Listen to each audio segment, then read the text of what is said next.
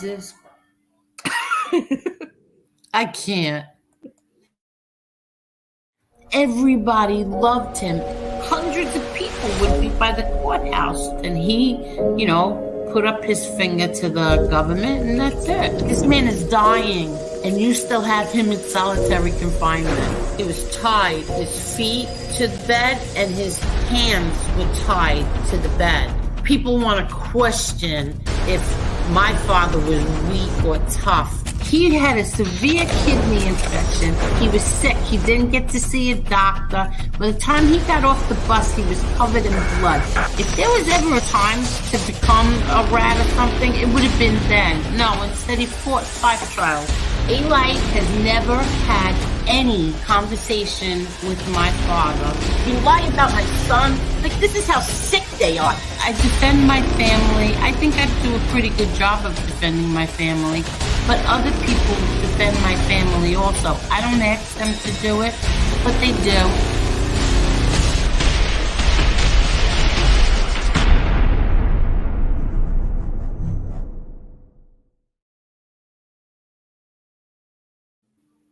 Hello, Marla. Hey, Angel, what's going on? Hello, everybody. I think you heard the phone ring, then Paula laughing, and then, oh, God. Elio is coming on, and he couldn't get on for some reason from the chat, so I have to email him the link so he can come on. But hello, everybody.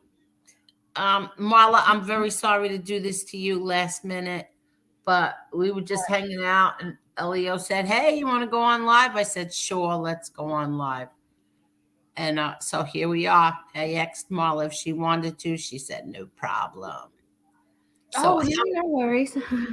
Yeah, I mean, and everybody was asking, you going on live tonight? Nope, I'm taking a break. Nope. I'm taking a break, but here we are. So how are you, Marla? How was your day? How was your day? I'm doing good. Good. A very boring life, Angel. I know. I am January's reorganization, so I'm redoing my pantry. Oh, nice. Yeah, fun. Yeah, there's a lot of stuff I need to do too. I'm not expecting a lot of people here because it is last minute, and of course, there's some big drama going on, so I'm sure the drama wins out. But it's okay. Let's say hello. Hello, Lorenzo. Hello, Teresa. Hello, MRE. How are you? Hello, Cromel. Hello, Edwin. Yankees for life. Let's see. Hello, Edwin. How are you? Hello, Maureen. Hello to Tina. Let's see. Hello, Jared. How are you? Okay. MRE is very popular in. Hold on, Marla. Sorry. Oh, no worries. Hello, Princess. Hello, Carol. Hello, Assassinino. Hello, Nick. What's going on, Carmel?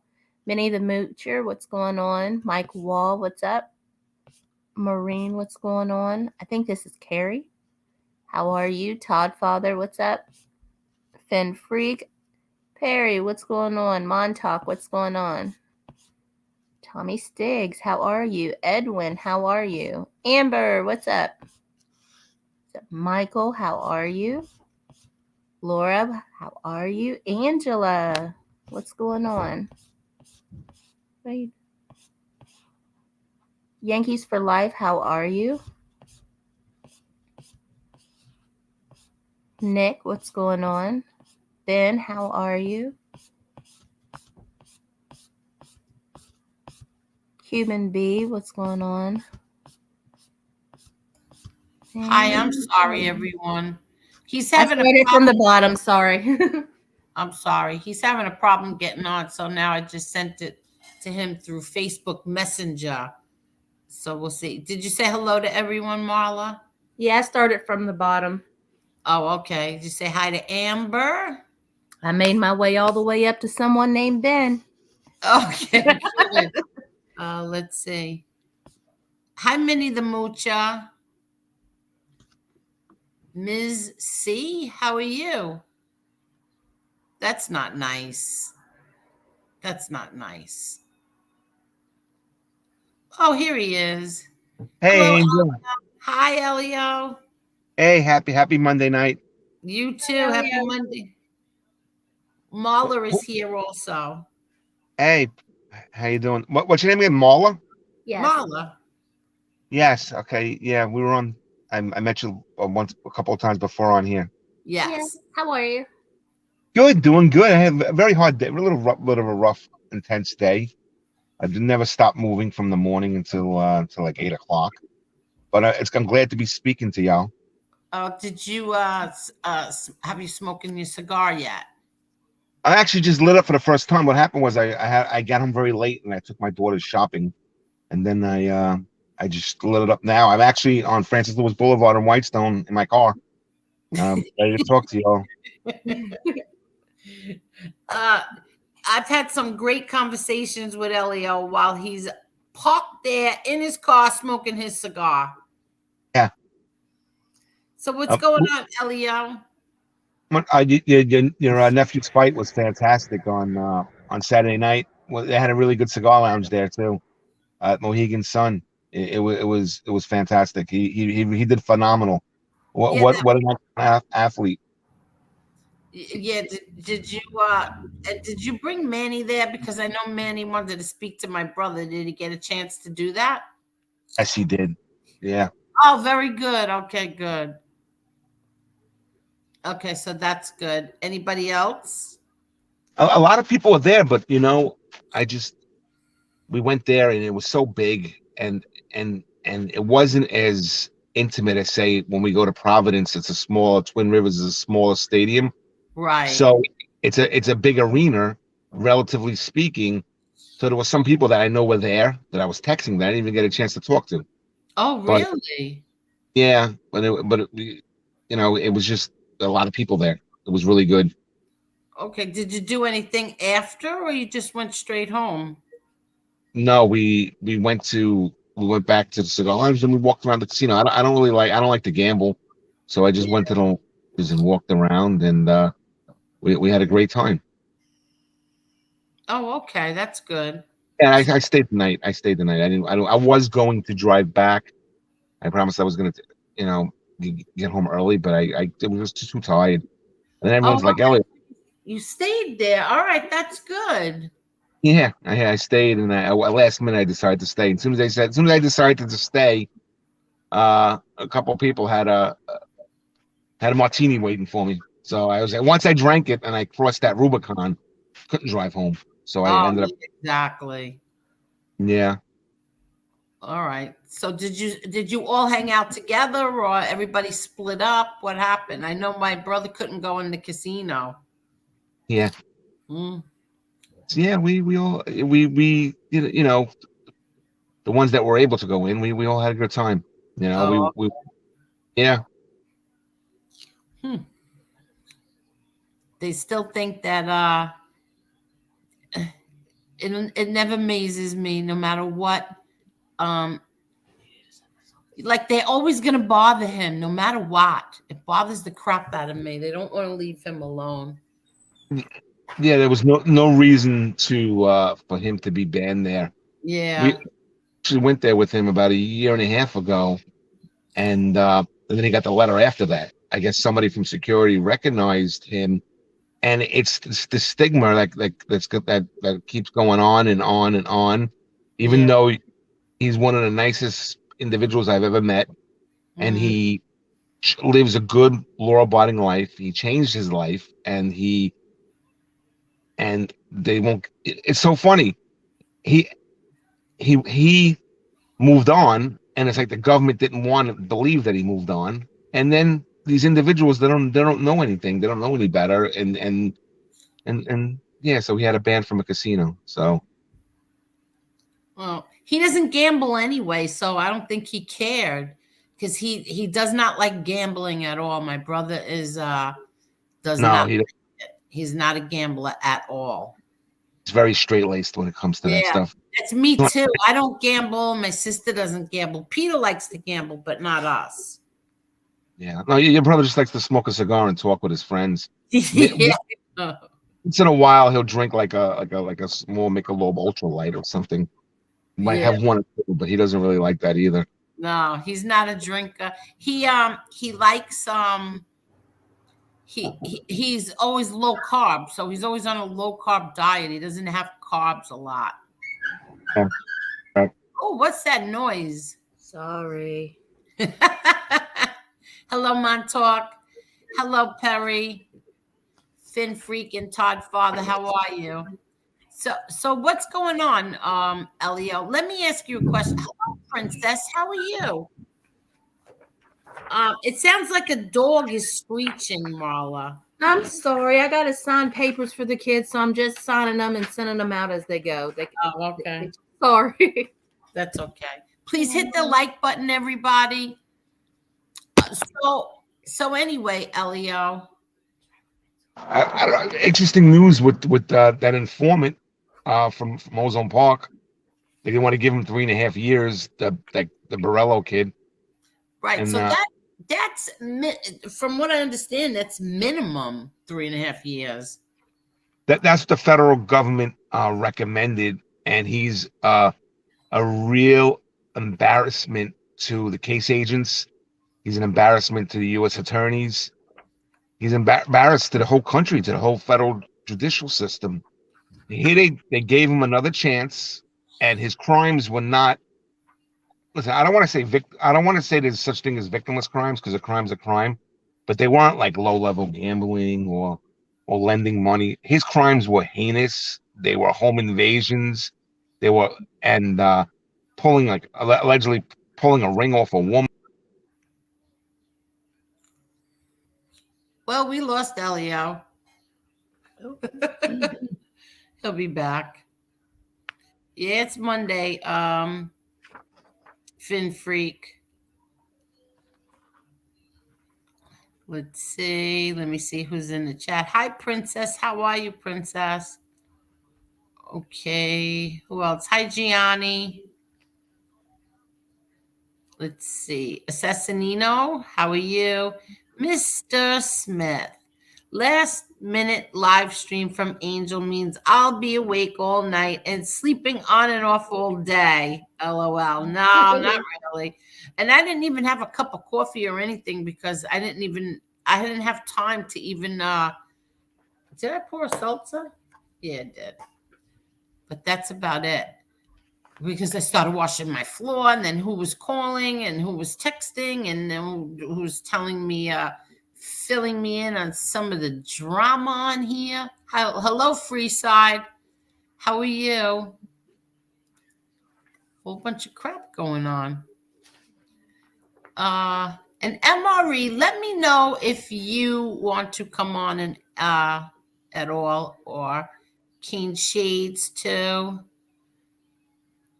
Because I think this is going to get interesting, but if Elio gets back on, I hope he's going to get back on.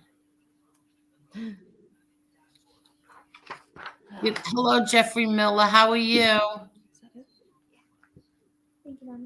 Very good, Perry. I'm happy to hear that you're bringing home your dad. Very good. Very good. I hope he's okay. Hello, Kay Goody. Let's see. You finished signing your papers yet? Yeah, I had to sign my life away. I'm sure you missed those days. No, actually, I don't. I swear. I don't miss those days at all. Nowadays they don't even, how you used to probably had to register. You had to go up to the school, right, and register the kids. We don't even have to do, they make you do it all online. And if you don't have one thing, or if you can't upload, like I'm not good. I told you I'm not computer savvy, so I'm not good at uploading things. Mm-hmm. Then you have to drive it up there. It's. Are you kidding? That's how boring my life is. I complain about that type of shit, but it's crazy to me. Yeah. I don't even know how to, like when the lawyers send me papers, I don't know how to, like fill it out online and then send it. It's so annoying. So what I do is I print it out like I'll print out the whatever they want to send me, and then I sign it, and then I snap it on my phone and text it to them. I just learned DocuSign, but this stuff is, I mean, like I'm talking everything. Like they won't even accept stuff from the doctor's office because you know how you have to do the shots and they have to be updated and they have to go to this person, and it's ridiculous. It's like, what do y'all get paid for? We're doing all the work here, and they won't take stuff from the doctor's office. They have to actually upload it and have it sent in, so you have to get it. And I just took all the paperwork they needed and upload. I just got and had them uploaded. I just went to the board and had them do it because they were like, oh, well, they were like, oh, well, this is your final option if you don't know how to do this. Because I kept taking pictures and this wasn't clear. They didn't know if this shot was taken, and now I got to do this stuff because she's doing home economics now. So, hello, Damien. Hello, Elio. What happened? I don't know. I got disconnected. It's kind of windy over here. It's I have no idea why. Maybe it was the coverage. I don't know. I don't know where I got cut off at. What was I talking about? When you were saying that he was cut off grace to the government, home invasions and stuff like that. Yeah, and I wanted to say that the legal system is seeing that not only him but other ones on YouTube are not rehabilitated, and they have not changed their lives after getting another chance, and they're actually, and listen, it goes to intent. Take Michael Francis for a second. He's still there? Yeah, I'm listening. Go ahead. Michael Francis, he got indoctrinated by his father as a young man. He decided it wasn't for him, and then he took his medicine like a man, did his jail time. He never put anyone in prison, and now he has a podcast where he talks about Christianity. That's redemption. The way the other guys did it was they cooperated because they were frightened to go to prison, and then they came out, and then they opened up their own podcast, and they don't show any signs of rehabilitation, redemption, or anything, and they're acting very disgraceful, and it is an embarrassment to law enforcement. It's embarrassment and the way they are conducting themselves, and I think he's the first one that might end up with jail time. I know there was an individual, the kid, I should call him the kid. He's the rat from Westchester who ended up going back to prison. I don't remember his name. Frank Pasqua. He's one, but I was thinking of somebody else. Oh, really? Somebody else went back to prison? Yes. Well, I think he had to go back because remember he went on No Name Show? Yeah, that's the same guy, Frankie Pasqua. Yeah, no, there's somebody else. Somebody else? Rubio. Oh, yeah. What was his name again? Rubio, right, okay. Yeah, and he went back to prison? I think, or maybe he violated it or something like that. Oh, no, I think one of them is maybe he went back to house arrest. I don't know. But he had trouble with the judge going back for going on the podcast. Yeah, isn't one of them got in trouble, something, and I don't know, and somebody might get a new trial or something because of them? I know one is Genesi. I forgot who the other one was. Frankie Pasqua, and I think somebody else. I'm not sure. There are a lot of motions that are going to be coming down the pike, because when they get on and they start telling their stories and get interviewed, they contradict what their testimony was, and that's going to lead to a lot of cases being opened up and sentences hopefully being vacated. Now, let me ask you a question, because we had this conversation last week where other people disagree with what you said. They claim that Michael Francis is indeed a rat who testified and put people in prison. See, I never thought that was the case. So I'm glad you're here. You can shed light on that. Okay. First off, I'm an attorney, right? I'm a lawyer. I'm not in the streets, so I don't. So, but I could tell you this much: when I say I'm not in the streets, is I don't have the street code that Michael Francis took an oath to. there was a situation where there was an individual that he gave, I think he got a subpoena and he said Yeah. something, testimony. But from what I heard, it was that it was all set up. They knew they were doing it. Nobody got in trouble for it. Nobody went to jail for it. He never put anybody in prison for it. Now, as an attorney, that's not a cooperator. He didn't put anybody in prison. Now, someone on the streets can say, well, if you took an oath, you're not supposed to be up on that stand. So they have a different standard than say I or a civilian would have. But I believe that one incident that he did, I believe that it was, I have no proof of this. I believe it was orchestrated with the individual he was doing it with, and that he was not cooperating. And he's Michael Franzese. If he was cooperating, how many people would be in prison? So that's the proof right there. So the problem we have is the individuals that are cooperators want to bring everyone under the same disgraceful flag that they have. So they accuse everyone of being a rat or everyone of being a cooperator, whatever word you want to use. And it's just not true. I know Gravano wants to say Franzese is a cooperator, but Gravano put dozens of people in prison. Michael Franzese didn't put anybody in prison. Now that was because of a court error, correct? What'd you say?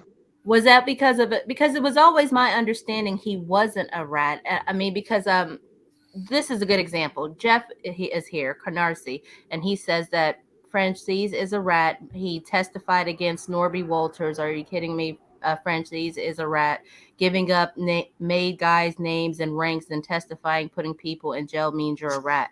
It was my understanding that that was the only guy he testified against, and I wasn't under the impression that Norby Walters was a made guy, but maybe he was. But I was always under the impression nobody went to jail behind his testimony, and so I don't understand. Listen, I love Jeff, and I think we driving to Philly, we had this debate about whether or not Michael Franzese was a rat. We're going to disagree on it. And the complexities of court with subpoenas, he went up and might have said something, but I think it was orchestrated with the individual that he was testifying about. Now he's saying that he has other facts, but we're going to disagree on that. And according to where he was, all those individuals could have went to prison. They didn't go to prison because of him. So, but he's we're going to disagree on that. Okay. Yeah, I was always under that impression that he wasn't a rat, simply because the guy that he testified against, it was my understanding that he was using his name.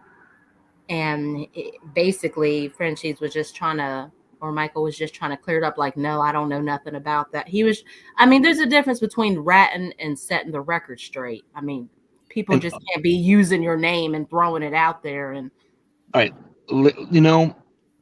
we only know what we know. I mean, was he a secret informant? No, there's no proof of it. And were the people that he was allegedly around, did any of them go to prison? No. So I'm going to go with the position that he's not, according to my standard, and maybe like an attorney's standard. On the streets, the fact that he went and did that scheme with someone, they may have a different opinion of that, depending on the individual. Well, like this one says, Assassinino says he had a 12-month cooperation agreement. Or Cuban B says someone named Frank Campione went to prison because of him. Went to prison for who? Because of Michael Franzese? Yeah. Well, they might have inside of government information that I never heard of before, but yeah. I didn't hear that. And Michael's not here to defend himself. So people make allegations. He's not here to tell the story. So I don't know. Well, how about his congressional hearing on boxing and gave up the mob's involvement?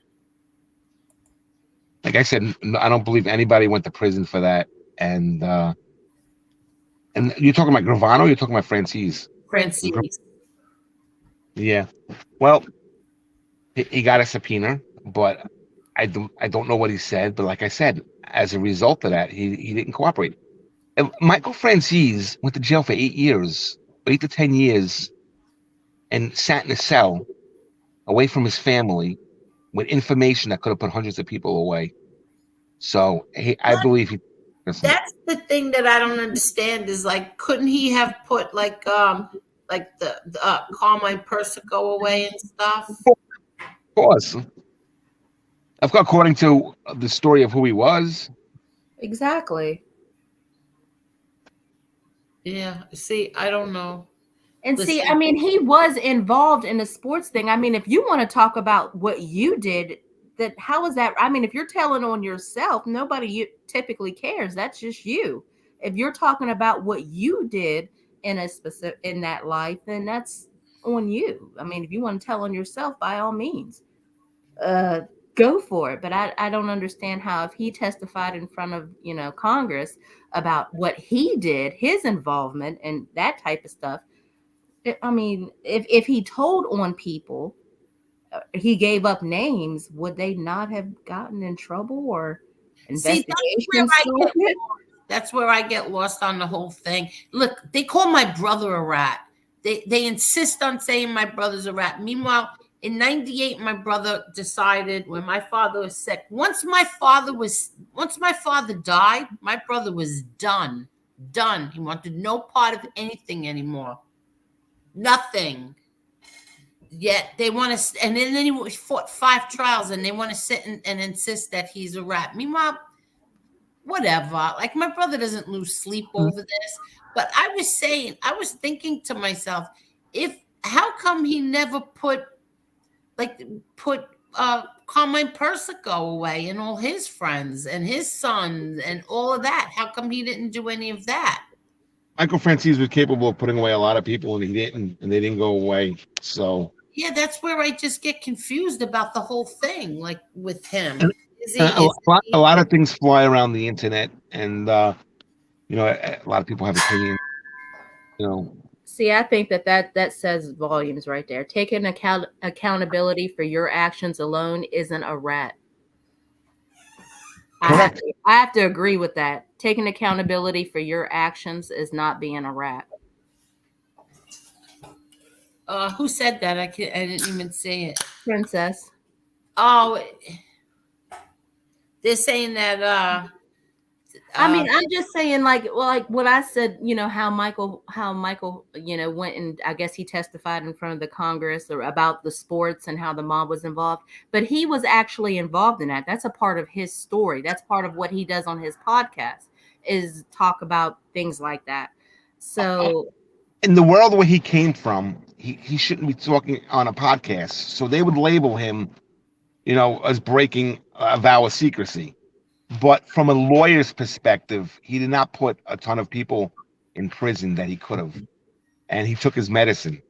That's my whole point here. Yeah, exactly. And the individuals that are running around here on YouTube put people in prison that they barely knew. And they took stories and they mixed up other people's facts, and they unfairly got people convicted. Complete lying and fabrication in order to save themselves from a jail sentence. Yeah. That's interesting. Oh yeah, plenty of them have done that. And again, I might be biased because when I became aware of him, he had the podcast, and I had already looked him up, and I listened to his podcast, and honestly, I mean, I like him. He does. A lot of people think that the whole Christianity thing he does is just a facade. I kind of think it's legit. I mean, I heard a story. He told it. His wife was actually a major factor in that. So, yeah. I heard he did a commercial that was kind of cringy. So, I can't vouch for everything he does, but overall, he does come across like a nice guy. And I definitely don't see him as a rat. It's a grave injustice to put him in the same category as those other podcasters.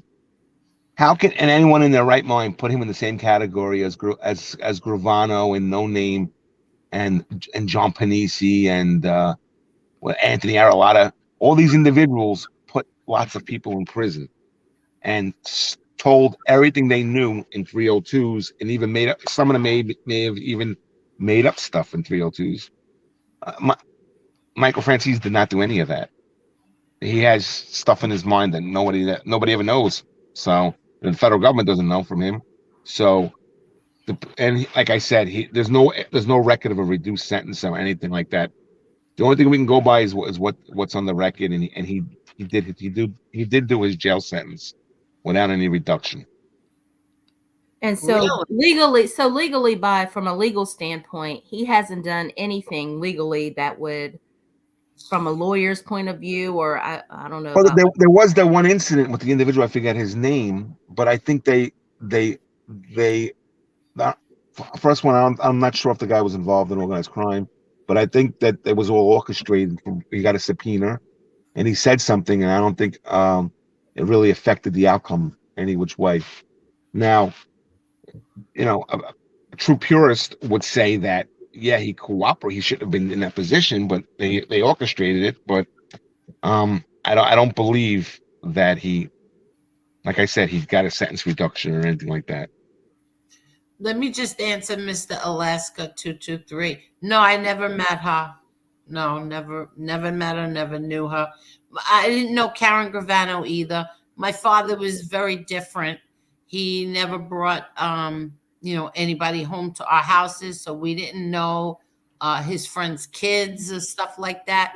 Only like the local people, like in Howard Beach, like my cousins and say who maybe like I can't think. Maybe like I knew Joe Messina's wife and his kids very well. Like I don't know, a whole bunch of people, but no, outside of Howard Beach, those people, no, not at all. Didn't know them. So Elio, I'm sorry I interrupted you. No, so how's everything with you, Angel? What have you been up to?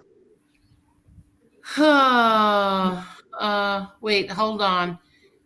James Proctor says, I do disagree with the way Michael treated his father, the way Sonny was put in that nursing home and the rags he was wearing and would not visit his father was awful. Really? I always saw him with pictures with his father, and he always tells father pictures of, stories about, him and his father. Again, that the stuff I see obviously is the stuff he puts on social media. Listen, his father, let's explain this very simply. His father was from another generation, right? And he had a very strict standard. But did his father ever get arrested based on anything Michael said? No. He could put his father away for life. Did he? No. So whether he got along with him at the end, I don't know the facts of that. And I don't think anybody really knows the true relationship between the two of them. But we do know that Sonny was a legendary figure, and that he was framed in 1967. It was late 60s. He did not. That's well known that they framed him for a bank robbery, and gave him 50 years, but he had no part of it. What happened was the federal government got these individuals to all line up and lie about him, and it's a mystery to why he was targeted that way. I believe Michael Francis thinks that he was targeted because of Robert Kennedy had a vendetta against him. Some people said he was targeted because something to do with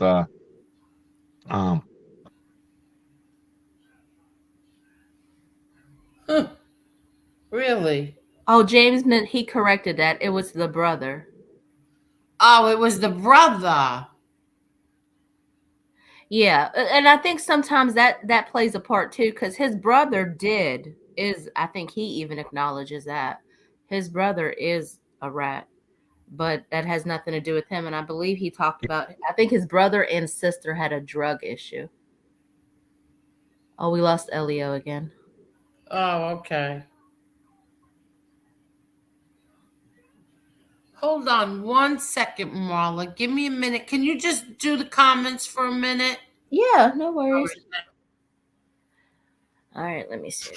Let's start from the bottom here. Grind Jr. I don't think Michael Francis had anything to do with the nursing home stay.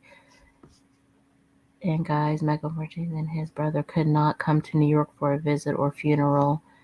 And everyone knows why they didn't come.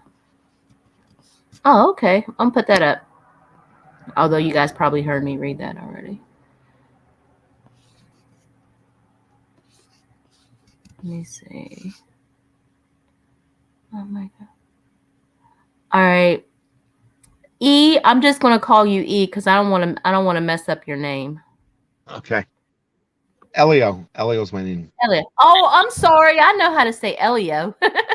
I was Italian reading for the Elliot. chats. Or I'm sorry? Elijah. It's like an Italian version of Elliot or Elijah, but nobody's ever called me that. Oh, I was just reading the comments because Angel went mute. Oh. Yeah, so I was just reading the comments, but yeah, they were talking about some people. I was reading the chats because she went mute, and they were talking about how I guess they said Michael Francis didn't go to his father's wake or funeral in Brooklyn. He was a rat who gave up at least 6 people. I don't know how to say this guy's name, so that's why I called him E. People fight with their families over a lot of things, and it's not always necessarily you assume because his father's a legendary gangster that it had to do with anything to do with what he did in terms of quitting. So no one knows the real family dynamics of what really happened there. We can all speculate. Jeff wants me to ask you, have you been in Pine Barrens lately? Not lately, Jeff. Not in a while. I tell him I haven't actually been in Philadelphia in a while either. I have to go there and pick up some cigars. Yeah. Me and Jeff had an adventure in the Pine Barrens. We were coming back from Philly and we got lost and we ended up in the Pine Barrens and it was an adventure. Wow. He wore a wire and put his father away when he was 90 years old. Could you imagine doing that? Hi, Who did? James Proctor. How are you? Oh, let me just see something. Hold on one second. Hold on. I'm sorry. Give me 1 second. So I wanted you to talk about oh shoot, I just missed it. Hold on. Oops, there we go. Yeah, I just wanted to. Okay, there we go.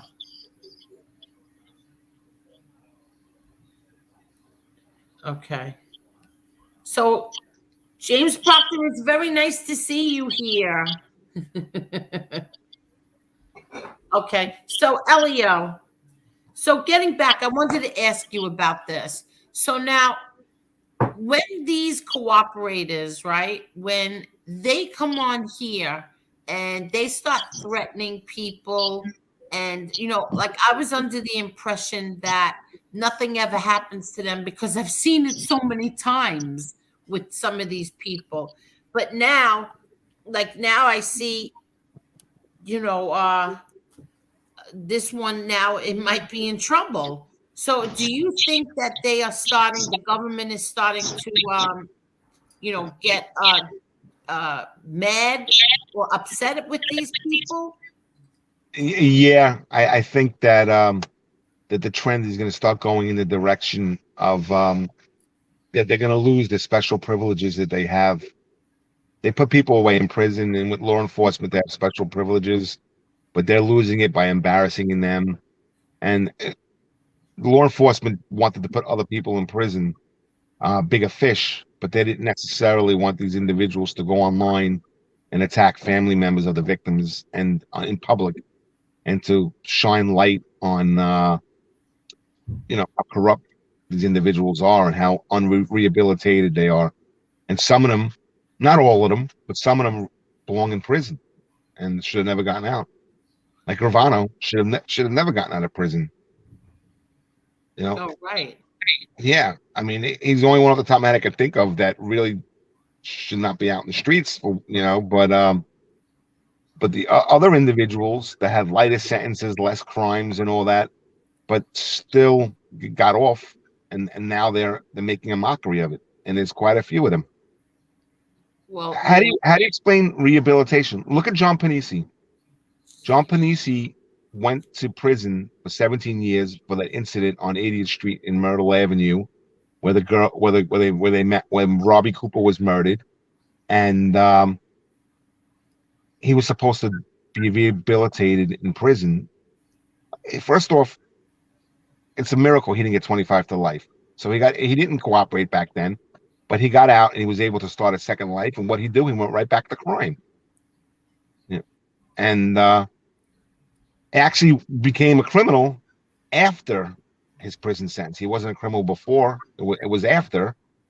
And now I believe he had a situation in Staten Island where he was fighting over a girl or something, and then he panicked, and then he got all scared and nervous, and some crazy stuff happened. Then he ran to the FBI and became a cooperator.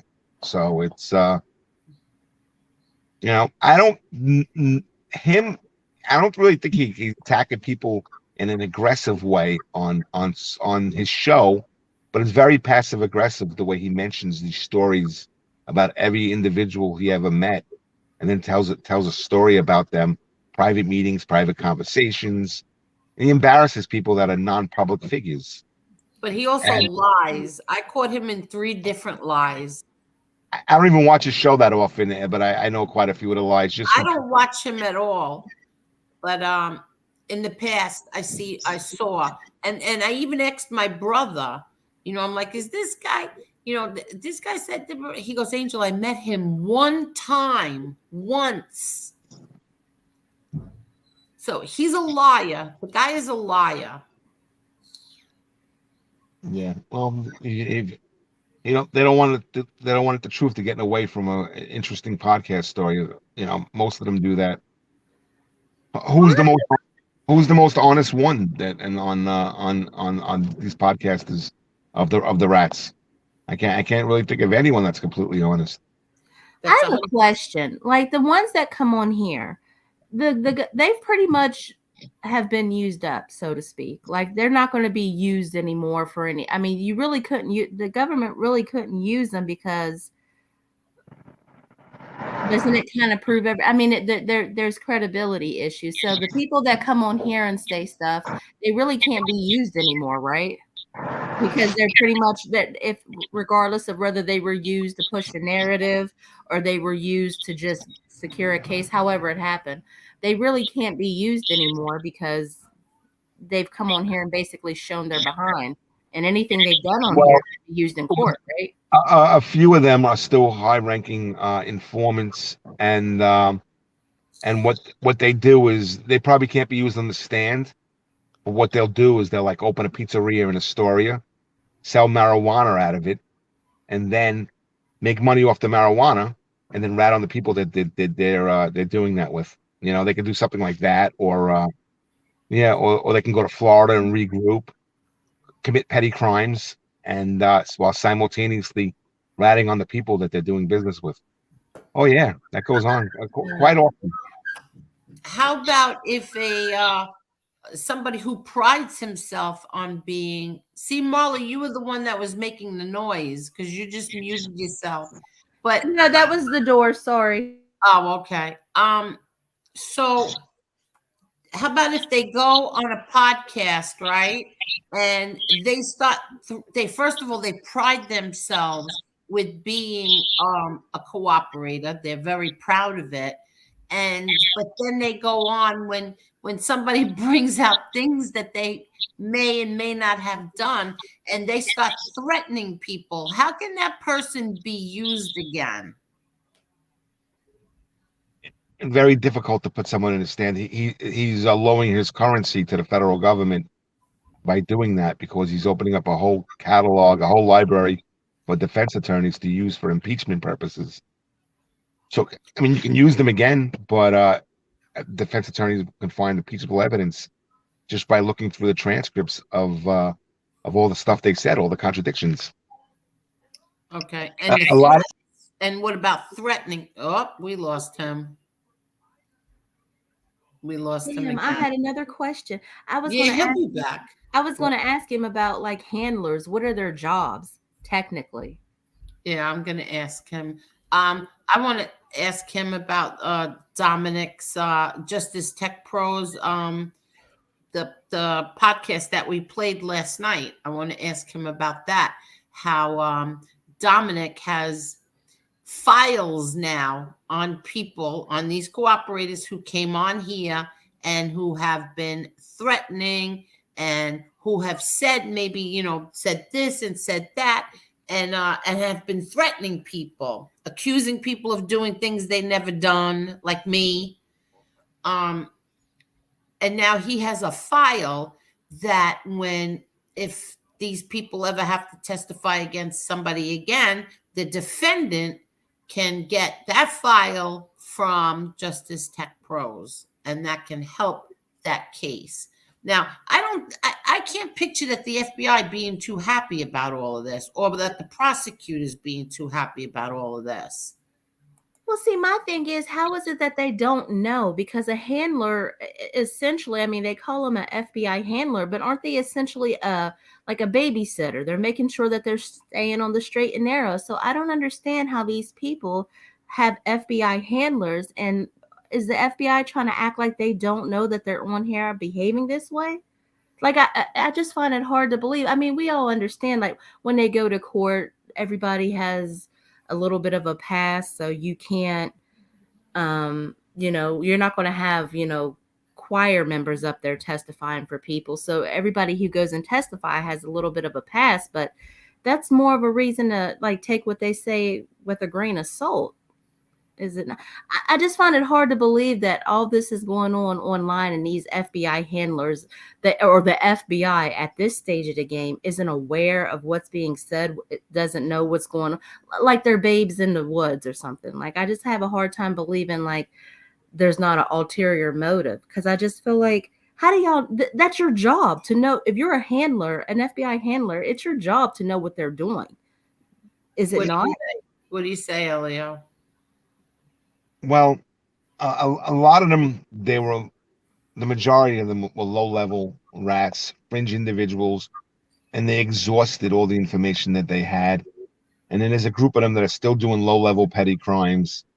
And my opinion is, I think the FBI, the handler is there for information and intelligence, about or just about information to get people arrested. So I to say that babysitters, I'm not sure. I think they still have them on their cell phone and all that stuff, but once the case is over, they go their own way. If they're in the witness protection program, I believe it's the federal marshals that monitor that, not the FBI. But these individuals are not in the witness protection program. But they have people who are actually monitoring them, who would technically have to report back if they were doing something scrupulous or underhanded, you would think, right? Well, yeah. Well, the ones that are still on paper, or as that's what they say in the streets, on probation. I mean, I understand there's a process. I mean, maybe it doesn't go to the FBI directly, but there is a process. So I just find it hard to believe that these people are on here acting like this. And you're trying to tell me, I mean, not you, but I'm just saying in general, like the FBI be like, oh, we didn't know anything about that. I just find that hard to believe. Like, you can't sit here and like, you don't realize that these people are on a social media network that millions of people can see, saying and doing things. You guys are the only, everybody else can see it. You guys are the only ones who are unaware of it. Is that what they're wanting everybody to believe? That like these people are on here saying things that are just like cringy and crazy. And it's just like, you don't talk like that if you're regular. You think because you have some kind of standing that you can get away with saying certain things because you're of value to certain agencies? I don't get it. Ego, hubris, delusion, and like I said, the one who set this all up, who started the trend, he got special breaks because he was still cooperating. The other ones are not going to get those breaks, and like we discussed, if these individuals get rearrested again, this is all going to come out, and it's all proof of non-rehabilitation. when they go on shows and they attack. I wanted to ask you a question. Like, say, I'm just gonna say it. I don't care. Say, like I have a lawsuit, right? And I think that something was going on, and the FBI grabbed that phone. Can we ever get records for a lawsuit for whatever's on his phone? And my phone keeps going out. Yeah, I'm gonna remove one of you. Hello? Can you hear me? Yeah, I can hear you now. Am I sounding clear? It's bouncing back. Am What happened? I sounding clear? Yeah, you're clear. This is like a weird echo. Is there an echo? Echo just came out of the blue. Yeah, I don't know if I hit the wrong button or something. I don't know. I don't hear it anymore though. Oh no, I don't hear it at all. So what my question was is that if we have a lawsuit, right, and I think that something was going on between the person in a lawsuit and somebody else, and the FBI has that phone, can we subpoena that phone? You can subpoena it, but if it's confidential, you're gonna have to do a motion and ask the. Hello? Hello? I don't think he's in a good area. Yeah, I don't think he's in a good area. Well, I wanted that question answered because I didn't get to ask him that when we were on the phone. Today I forgot to ask him that tonight. So I'm curious because I think that like some stuff went on, and I just want to find out if we can get that those records from that phone. Well, he said yeah, but you would have to file additional motion. Yeah, that's if it's confidential. It might not be confidential. Hi, Elio. Yeah, I'm back. Yeah, like I'm saying, if it's confidential, you're gonna have to do a motion with the court and see if you can if the judge will release it, or maybe the part of the transcript that applies to your case. Okay, very I good. know situations where there's rats that are hiding out and they're trying not to show themselves, but then they're leaking information to front individuals to attack, and they're being sources for information for individuals or sources for lies. And that's another problem we have that somebody who watches this genre, they're from outside of New York, and the people that a lot of them doing this show are from outside of New York, and they don't have information to talk about in that podcast. They don't really know what's true, and then they're using lies from snitches who have a vendetta against people, and they're taking it as fact. My message to there's podcasters that are not informants, that they're just pundits or DJs or whatever you want to call them, talking heads, talk show hosts, whatever you want to call them. Be careful when you get information from a snitch, because it could be lying to you. You know, they should be like Jeff Canarsie. Jeff Canarsie doesn't take information from snitches or talk to them. They should be like him. You know, he does as clean as it should be done. But there's other ones that are talking to informants, and they're getting misinformation and they're repeating it like it's fact. These individuals lie to the federal government. You think that they're not afraid to lie to a podcaster? Be due diligence, or be like Jeff Canarsie. Have a rule: you don't talk to rats. You know. As a matter of fact, he says, I think the FBI knows they are waiting for someone to do something stupid to advance criminal cases. In my opinion, I could be wrong. Yeah. Well, that's kind of what I think, because I feel, and it also makes me like second guess them, because I feel like, how far are y'all willing to go to allow somebody to do something to get a reaction that you want? Like, are y'all willing to allow people to break the law in order to get a reaction? Because it kind of seems like a lot of the stuff on here is tiptoeing and y'all ain't budging. Yeah, well, something's gonna. What's gonna happen? It's one of these cooperators is gonna blow his top because he's a sociopath. Somebody's gonna badmouth him. He's gonna take it out of control, and he's gonna go fight. He's gonna go punch somebody in the face or something like that, and it's gonna end up criminal. Sure. I mean, a lot of them, like I said, they attack, and then when you attack back, it's like they can't lose sleep, and they go ballistic and crazy, and they act like the sky is falling. You're attacking everyone else on social media. Somebody attacks back. All of a sudden, you would think like they act like it was such a grave travesty and injustice. If they're on an open forum bashing people, they should expect to be bashed back. That's just the way. That's the game they're in. But yeah, do I think something's gonna happen? Yeah, I think something's gonna happen with some of these individuals, some of the low level fringe cooperators that are still young and is still a little that are a bit mentally unstable or a lot mentally unstable. They're gonna end up getting something violent's gonna come out of all this stuff. Right now, everyone, the main players, they all live in different places. But if they all lived in the same neighborhood, they would have gotten fights already. Oh Yeah, oh yeah, definitely. So yeah. Wow. Yeah, Oh, yeah. You know what? I did not take that into consideration. That's absolutely right. Look at Mallrats Exposed. He uncovered such good stuff and found out such good information to expose government corruption and embarrass some of these cooperators. If he lived in the same town as them, they would have tried to punch him out or something like that. But these guys don't have money to go travel. So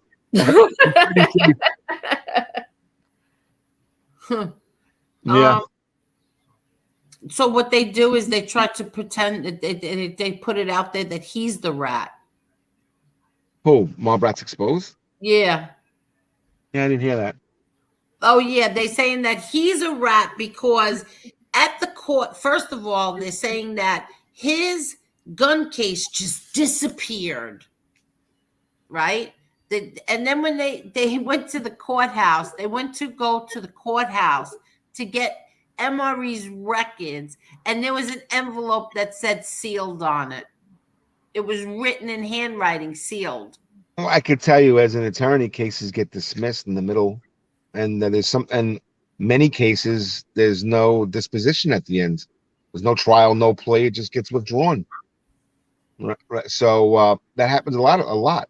That's good lawyering when attorneys are able to get a case dismissed pre-trial or pre-motion and then get it sealed.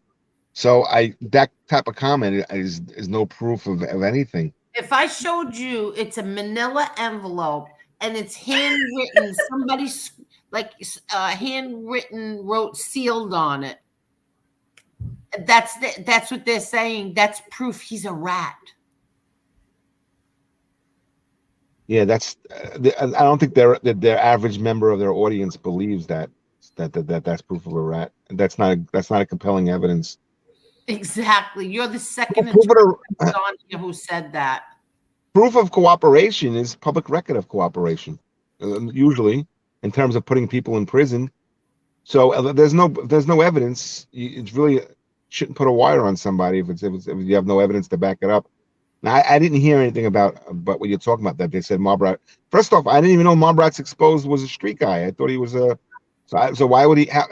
First off, in order to be a cooperator, you have to be a street guy. I don't believe he was a street guy. I think he's just a normal guy. So that's one, right? So I don't understand what these allegations are towards him. Yeah.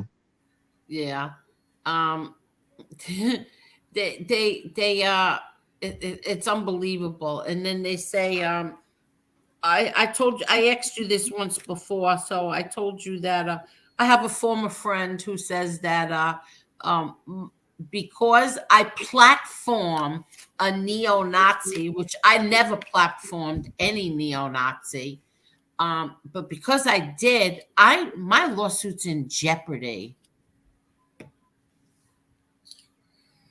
What? That sounds like the ramblings of something bizarre. Trump That's like the ramblings of a lunatic. I don't know who said this, but is he like on medication? What is he talking about? I don't know. Neo-Nazis? Trump derangement syndrome. That's what it sounds like. That doesn't sound logical. Do they even have neo-Nazis in America? What does that mean? You know, aren't neo-Nazis like in Germany or like in Ukraine or something like that? What is he talking about?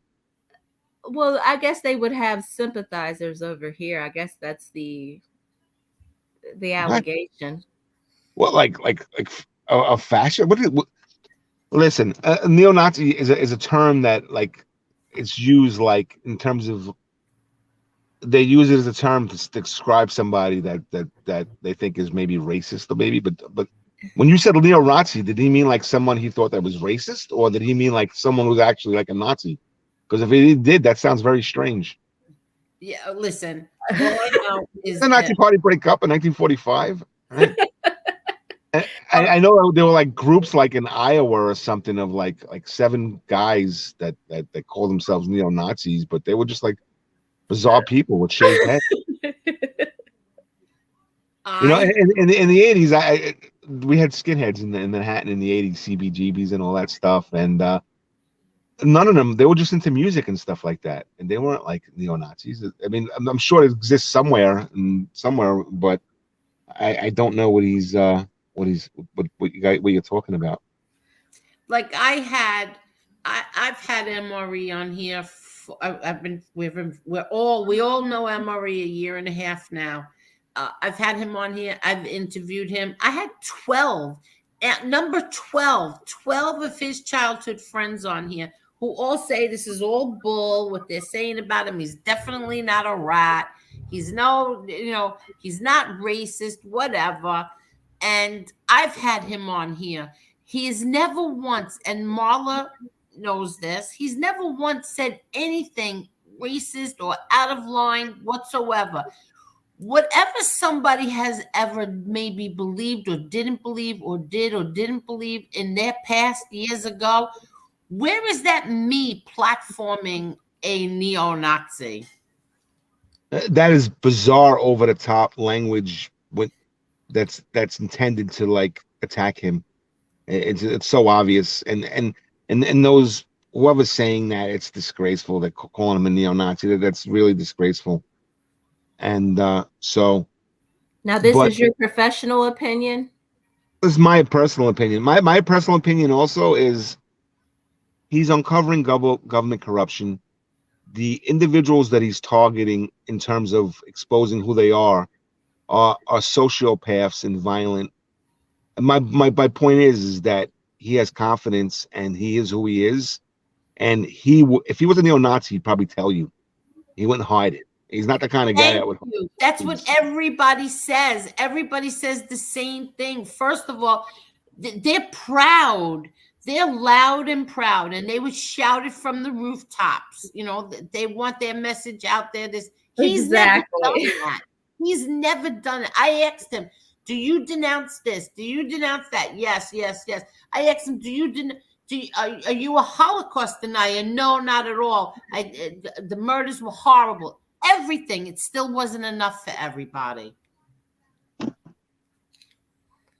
And not for nothing, I am from West Virginia. Y'all are from New York, so y'all don't know this, but we still have sundown towns. Y'all have no idea what that is, right? No, what's a sundown town? Okay, so we know it. When we see it, we know it. When you're from the country, you see it, you know it. Okay, you want to tell us what it is? Seriously? Yeah, what's a sundown town? The sundown, does that mean the sentence in general? It's just when the sun, when the sun goes down, if you gotta, if you're black, you basically gotta leave. It's like you have to hide. Closing time, basically. Get the hell out of Dodge. So what? That's legal? No, it ain't legal, but I mean, you're talking about the KKK and in my town, we still, like in my area, we still have sundown towns. So there's certain areas or certain we have counties. We go by counties. So there are certain counties that once we're not going in that county. We're not going there. You're not going to pay us to go. Nobody's going there.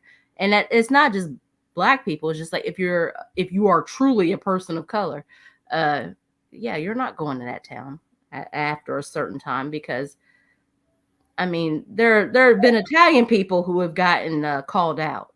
Like, you don't do it. You don't, because some of them tan, certain Italians tan. So they don't go in that, like where we're from, we know you just don't go in that county after dark, basically. I could be wrong, but didn't the KKK start off as like an anti-Catholic organization, right? And then it morphed into... They don't like Catholics. Yeah, so I'm a 2-time loser in my area. The KKK does it still exist over there in West Virginia? Yeah. Oh, you gotta be kidding me.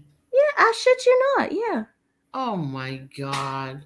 I mean, they're not very active. Every now and then they get a wild hair up their ass and want to do something, but yeah, of course.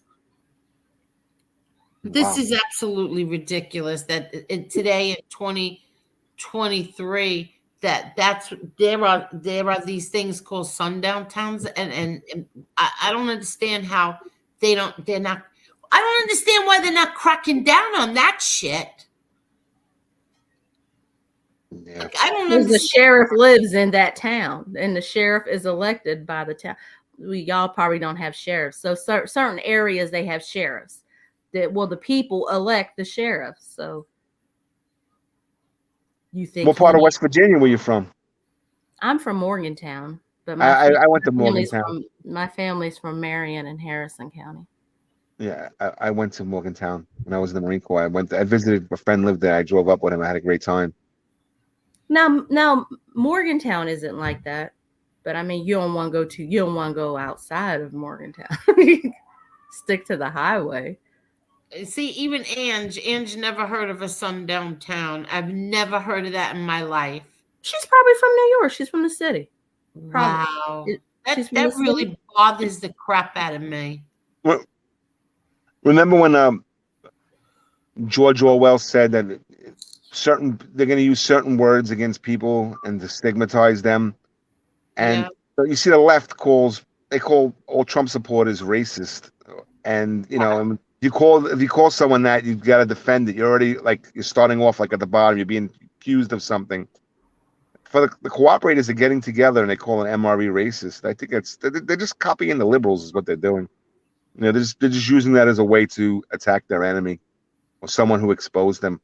Mobrat's exposed a great work on the internet. He really, really exposed a lot of stuff. And he really took it to the next level in terms of investigating what's going on. And then on top of that, he says it in a very funny, comical, and talented way where it's entertaining. It's entertaining, exactly. Yeah, he's more entertaining than anyone.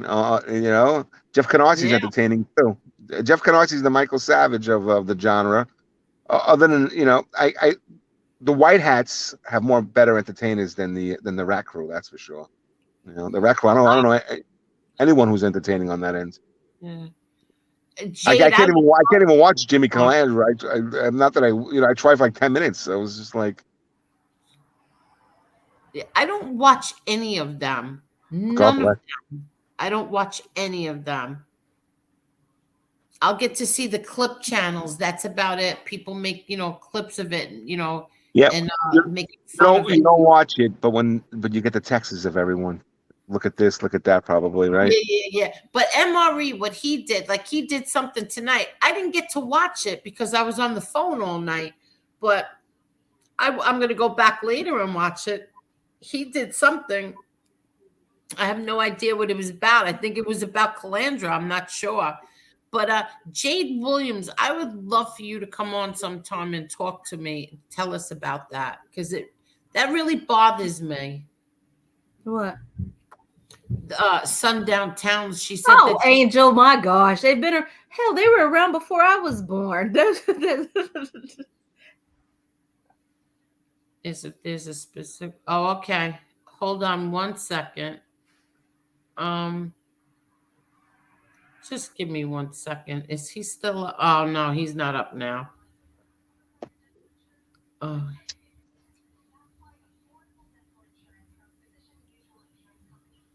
Yeah, he's not up. No, I needed to ask my son something, but he's not up right now. I know he's not up. He has to get up at 4:30.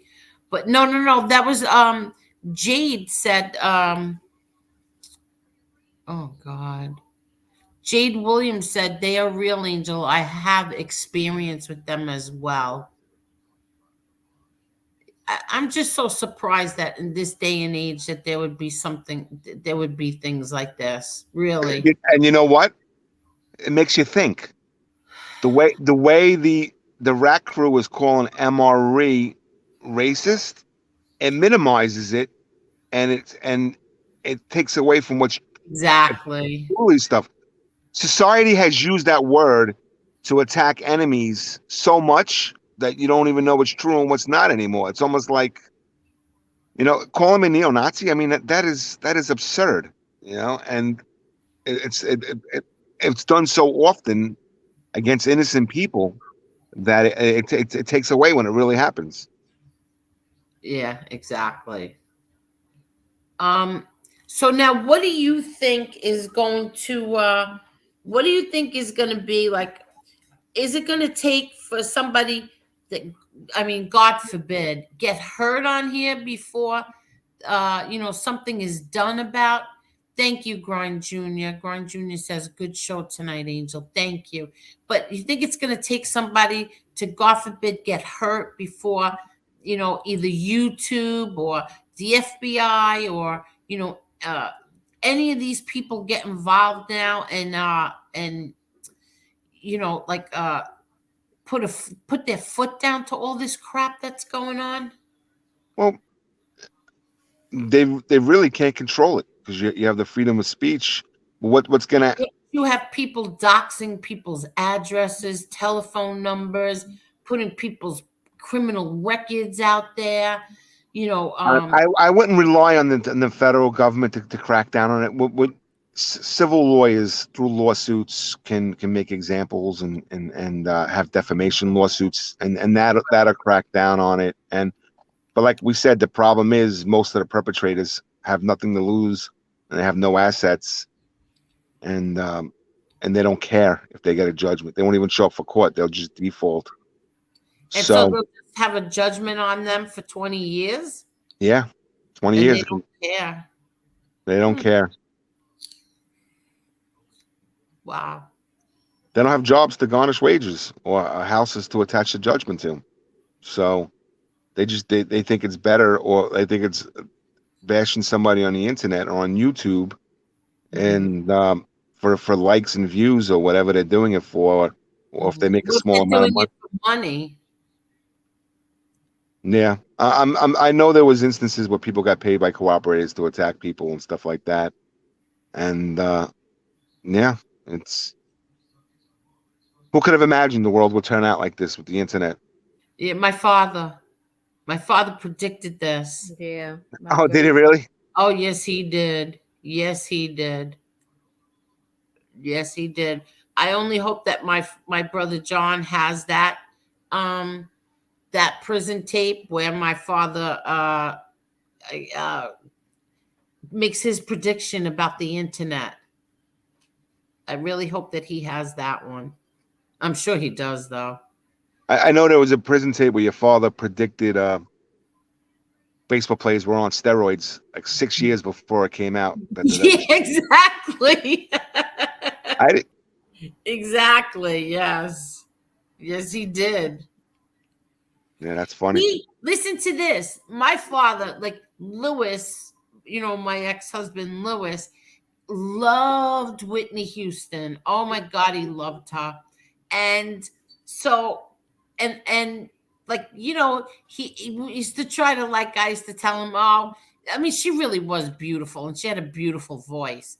But so we're sitting at dinner and it's so weird because my father, at that time, I believe Dionne Warwick was seeing somebody. I think his name was, damn it, why can't I remember? Dionne Warwick was seeing somebody, dating somebody that knew my father. Okay. And so my father, now you're talking about the 80s, maybe 87, like that, 88. And we're out to dinner, and my father turns around and says, "Yeah, can you believe this? That, that Whitney Houston is gay." I thought Louis was going to choke. He's like, "What?" And I'm thinking to myself, "Oh, this is so crazy." Like somebody's reading the Inquirer.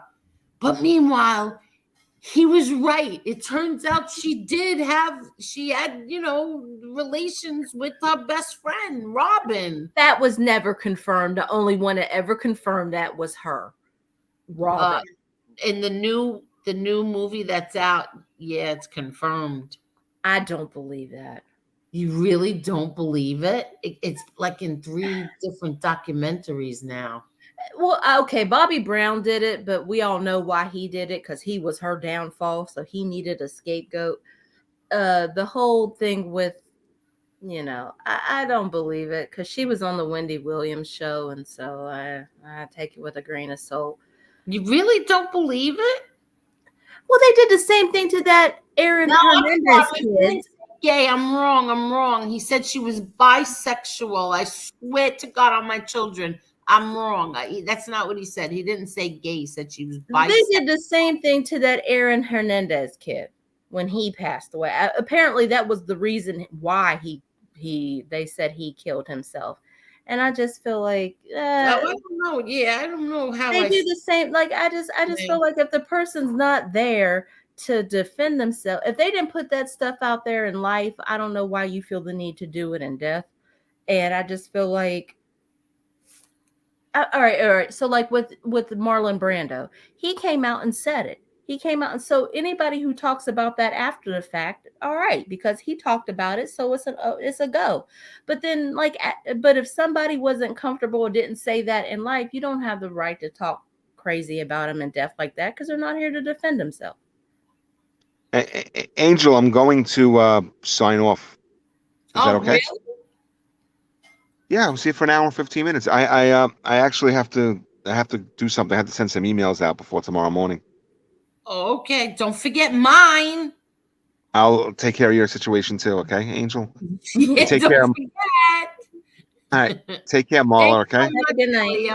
Thank you. Right. Thank you for allowing me on the show. And goodbye. Thank you for coming on. Thank you. All right, thank you. Bye. Okay, he's gone. I guess that made him uncomfortable. What? So what I did? Tell me why you find that so impossible. For Whitney Houston? Didn't her mom say something to Oprah? Because I just feel like but wait, what about her mom saying something to Oprah? What her mom say? Something about her and Robin. I don't know.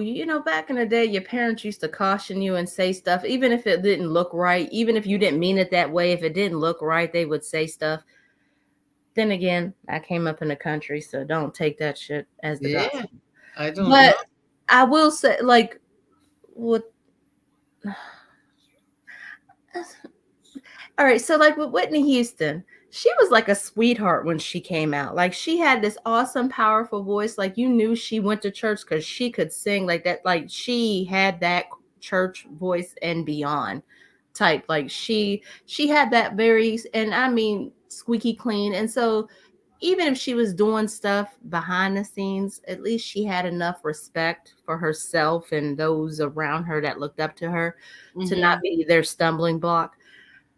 And then Bobby Brown enters the picture, and this mofo did not care about how he carried himself. He was just raggedy, tore up from the floor up, just raggedy. And he gets with her. Okay. So everybody saw what happened. We saw it for ourselves. But then he comes out years after the fact with this documentary about how, no, she did this and she did that. And she wasn't as squeaky clean as everybody thought she was. She did this, that. Yeah, but there's a difference, asshole. Even if she did do that, at least she you know, was respectable with the shit, you put it out there for everybody to see. Like you was everybody's stumbling block. Like he was just grimy, and everybody could see that. Everybody saw that he was her downfall. And then, you know, he starts coming up with all this stuff after the fact. She's not here to defend herself. And you know what? She loved him. Like, I just don't see how, you could tell she loved him. She put up with a lot from him. And it was always my understanding that he got her turned on to drugs. So you really gotta love a man you really gotta love a man to like do all that crazy. Wasn't it her own sister-in-law who said no? That's not true. All right. So when I say get turned on to drugs, when I say turn on to drugs, what I mean is everybody smoke weed. Now, I've never smoked weed. But everybody smoke weed. So I'm not talking about that. And I guess unbeknownst to me, because I know a lot of professional people who do coke every now and then, but they're still professional. So, I mean, I don't really, I'm talking about people who do like hard drugs. Okay. I'm like people who do hard drugs and just don't know how to act. He got her turned on to that type of stuff. But her family says that it was, she was doing it before him. Well, but what was she doing before him? Nothing more than coke. And technically doctors could do that sometimes in school. Do you like they do it medicinally? No. I'm not. I mean, people who no, I'm not taking that. All right. So even if she did do coke, I'm giving her a pass on that because she did it respectfully. Why are you giving her a pass on that? What? Why? Because she was respectful. But I mean, if you can be that grimy and I mean, all right. So what he's trying to say is that she did. All right. He's trying to say maybe she was just experimenting with it. Okay. But I mean, she still had a career. She was going somewhere because she was talented. She had a career. And even if she hindered herself by doing coke, it did not affect her career. And it didn't affect how people perceived her because she came off as respectable and classy. Fucking Bobby Brown was like, this mother, he didn't know how to act from Jump Street. He was always gutter butt. I don't know, Marla. Oh, I saw so you're blaming her drug problems on him? I'm saying that the reason why I think that the whole Robin thing isn't true is because I feel like she really loved Bobby Brown. She really loved him because even when she was going downhill, even when she was like real, everybody just saw how bad she was getting. Like she had smoked up her kneecaps and she was frail as could be. Like she was not in a good place. She was still loyal and good to that man. And everybody saw how all the shit he was doing and I just don't, no matter what he did, she was loyal to him. And if she was doing that shit, he was the cause of it. I can't believe, I'm so surprised at hearing this conversation. I'm serious. I think he turned her on. I mean, okay, listen, I feel like when you're young, I never did it because I was a scaredy cat. But I'm just saying, like, sometimes I wish I had at least tried because, like, when you're younger, people, like, I couldn't do it now because I'm older. I'm old.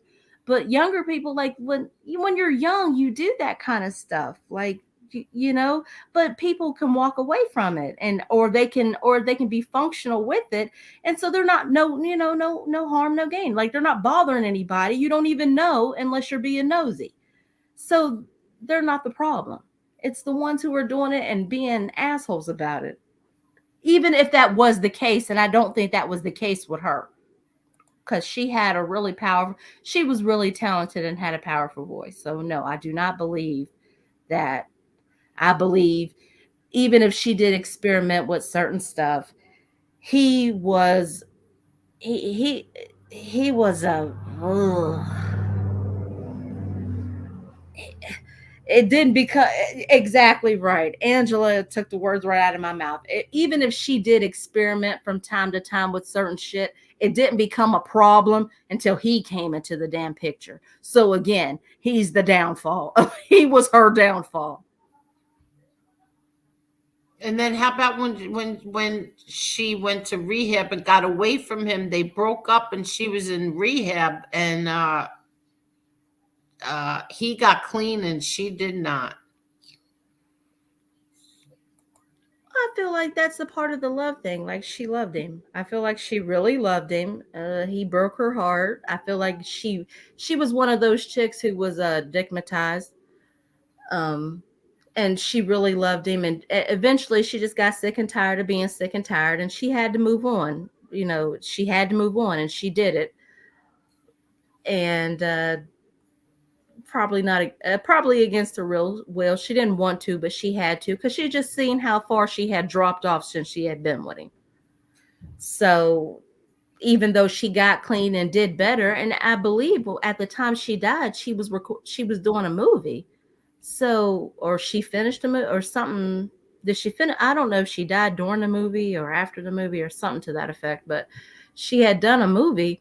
And so she was, I mean, no matter how how far she fell, she always came back up because she had talent. She deserved to be where she was because no matter how far she fell, she always got back up with the movie or the music or whatever. So he got clean and stayed clean because he wasn't as he was never on her level. He never had her worries. She was the breadwinner of that relationship. Let's just be honest. Before and after meeting him, really. I don't know. I'm not even a big Bobby Brown fan, but I just feel like like you can't really blame one person. Like I'm they not two lost. blaming him. I'm just saying, like, yeah, well, I will blame him because they had a like a relationship. So that's different from like friends. That's intimate.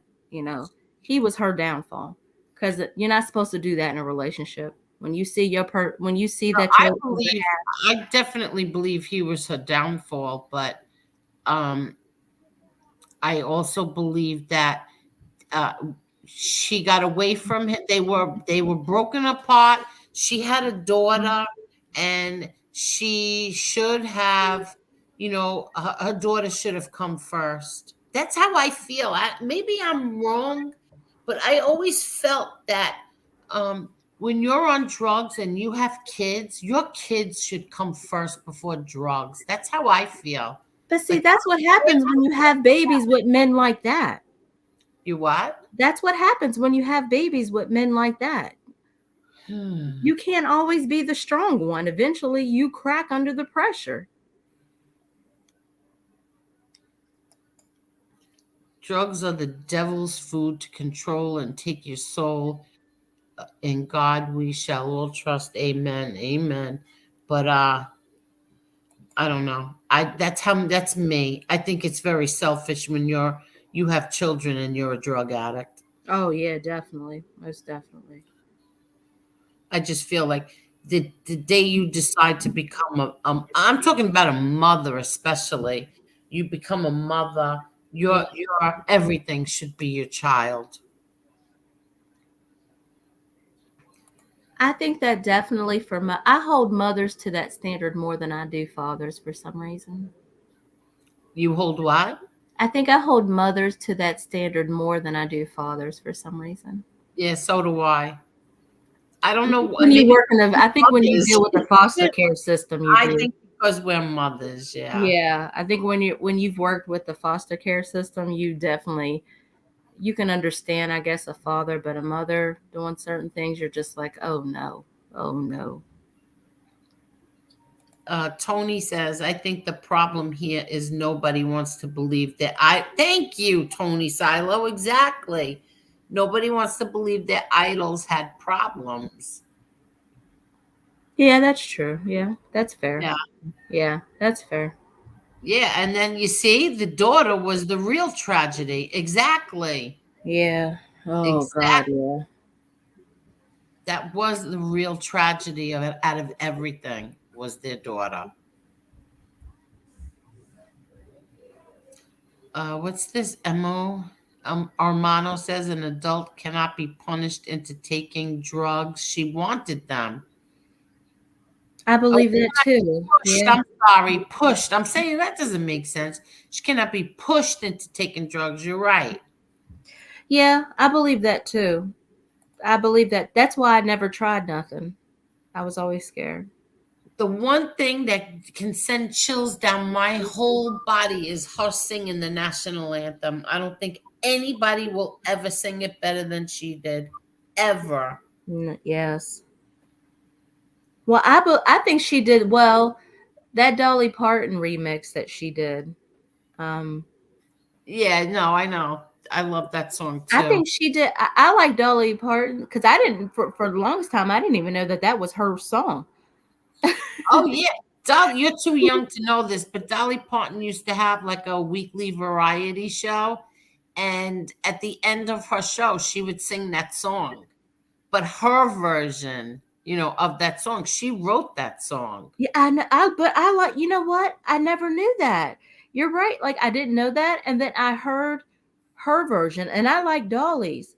I like hers too, and I'm just like, damn, hers was fine. There was nothing wrong with hers, but then I gotta admit, Whitney's just is really Whitney's something was, about it too. There's just something about the way she did yeah. it. I don't know. I was a huge Dolly Parton fan. Forget it.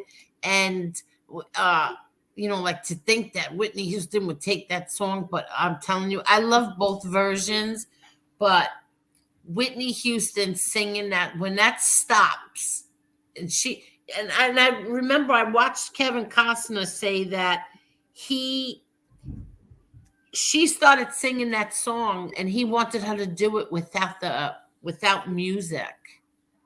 It was his idea for her to start singing that song without music. And he stuck by it, and she did a beautiful job. Absolutely beautiful. I liked his his eulogy. Yes. I thought that that was so sweet. Exactly, it was. It really was. What's this? Take another blow for your nose, one more drink, fool will drown you. Yeah, very sad. And I agree, Princess. True mothers should be 100% all about kids. Unfortunately, it's not like that as much now. It's very sad. Yeah, see, very, very sad. Oh, see, you too, Princess? I was scared straight to never try drugs. Uh, what do you mean? What about Roseanne? What do you mean, Ange? Jade says, Angel, I agree with you, but their nature, drug addicts are yeah, by their nature, drug addicts are selfish people. Yeah, that's what's so sad. I'm going to drop the link. Oops, wait. Angel gave me. Can I need 1 second or Go 30 right seconds. ahead. Okay. Go ahead.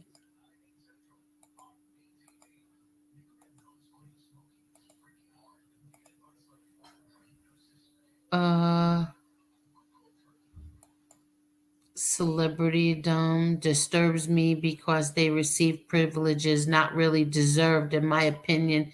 I prefer Tina Marie and Lisa. Yeah, I like them both too. But I don't know. I liked I love Celine Dion, her voice. I used to love Barbara Streisand too. I have seen so many be on top thinking they have it under control and then they crash to reality. Yeah, look at how many talented, extremely talented people died, from drugs. It's like crazy. These people are crazy. She had to turn down Elvis because he wanted the rights to it. Oh, I don't know what you're talking about, Grind. I must have missed that. I'm back. Oh, good. uh, yeah, very sad. Mothers are targeted harsher. Dearest. I don't believe that. Oh, Roseanne Barr. Yeah, is that what you're talking about? Oh Oh, my really? gosh. When she did that, that was disgraceful. And I loved her too. I really like her, but I thought that was terrible what she did. I used to love her show, and I really, really hated when they took her off the Roseanne show. I liked it back in Oh, I the was day, so mad. Yeah, I and then was I so liked the reboot, and I hated when they took her off the show, but I didn't like that national. I mean, that was yeah, uncalled that for. was really that was terrible. Did you happen to did anybody happen to watch the oh, where's Carol? Wow, I didn't see Carol tonight. You have to worry when you don't see Carol. But I was curious, did you happen to watch the Lisa Marie Presley memorial yesterday? I No, mean, and I watch actually it wanted after, to. did you catch it afterwards? No. Angel, I'm getting old. I don't want to be reminded of that stuff. Oh, you kidding. Um, if somebody wants to know where is Lee, probably where the drama is. Carol said, I'm here. Oh, you are there. I didn't see you. Hi, Carol. No, I'm getting old. I don't like the what. I'm getting to a point where when somebody passes away, I have to evaluate how close they were to me before making a decision on going to the funeral. Why? The hell you mean why, Angel? I'm 40. You know So, what that oh means? my God, are you serious? You Are know what you? that means? That means in 10 years I'll be 50. Technically 20 I'm halfway already through my life. That means I could Hello, technically Parasite. die. And once I make it to 50, I could technically die at any moment. Oh my God. How, what? Yeah. I No, mean, once that's I make it to 50, crazy. I could technically die at any moment That's because at that crazy. stage, I That's am crazy. old. Anything You I are do past so that point, young. everything I do past that point is just like a bonus, I guess. Like I feel I'm old now. You know what I have for breakfast? I drink What? Ensure. Are you serious, Marla? Yes, yes. And everybody in my house knows when I don't get it. What? Oh, you get mean? Everybody in this house catches a bad one if I don't have it. That's how everybody I'm getting old. Oh my, wait, hold on. I'm looking for something. What am I looking for? Okay.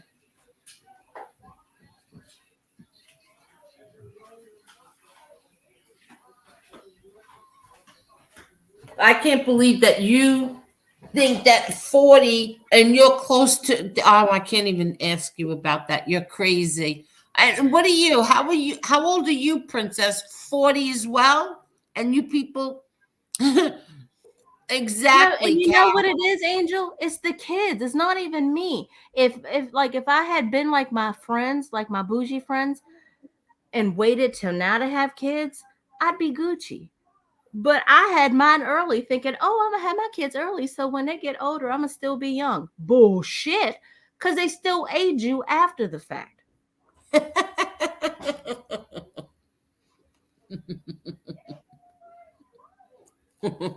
Tommaso, Marla, I have socks older than you. Yeah, bullshit.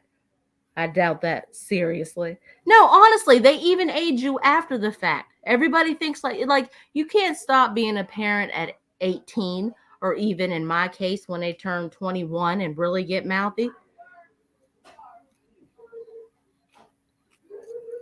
Yeah. Wait, hold on. I don't know what.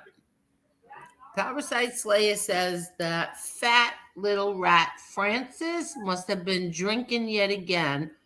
Thought he was a tough guy again. BK, if you would be in the wait, BK, if you would be in the right to throw a beating on anyone, it would be Francis the Fat Fink. This YouTube crap is so not worth it for people to get in trouble over.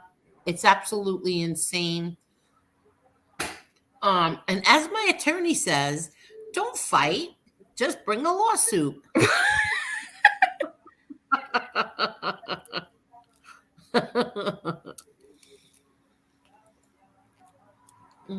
Well, thank you, Tony. I appreciate that.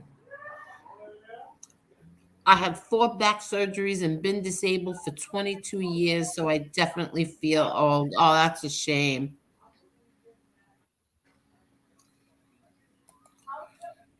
Tony says, Marla, I have some personal downs in life, but I've also had a lot of fun and great times. You know what, Angel? And the older I get, the more I realize it's not me. It's everybody else. What? Like my kids right now. I'm sure you can hear them. See, right now, I'm sure you can tell. I did not get my insure today. And I'm really pissed. No, it's like right now. They're right, like right now, this imbecile child of mine is getting on my nerves. Well, don't they have school Hold tomorrow? on 1 second. Uh-oh. Mute. Hit the like button, please, everybody. Wow, Carol's oldest is 50. Could you imagine, Carol? And she feels, oh, I'm getting closer at 40. Thank you, Irish badass. Mother of God, I adore you both. Thank you.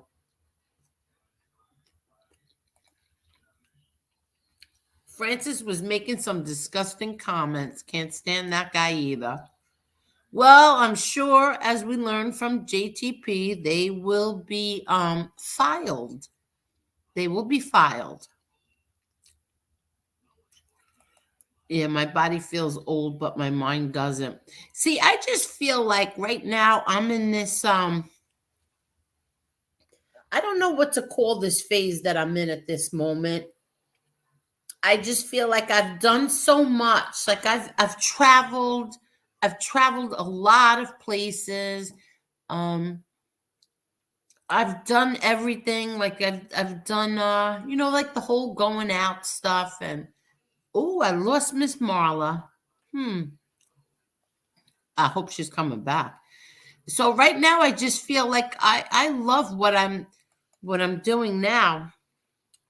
Like taking care of my house and everything here.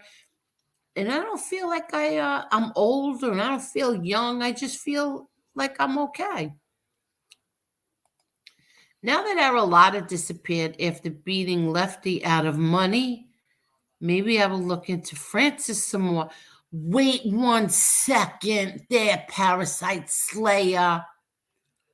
What are you talking about? He beat him out of money? Are you sure? He disappeared? He's not on there anymore?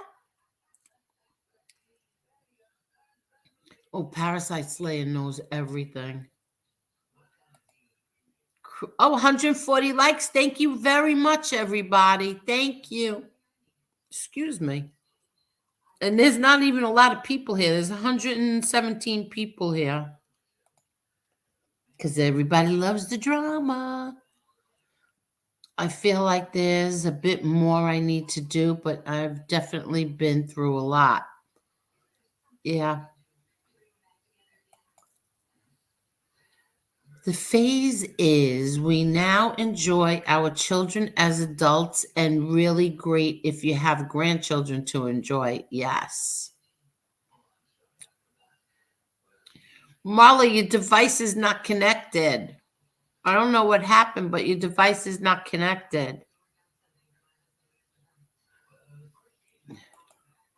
You're as old as you feel. There she goes.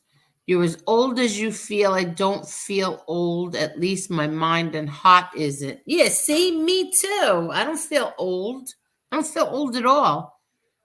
But I'm seriously considering taking that Social Security. Marla, you there? Marla? I don't know what happened to Marla.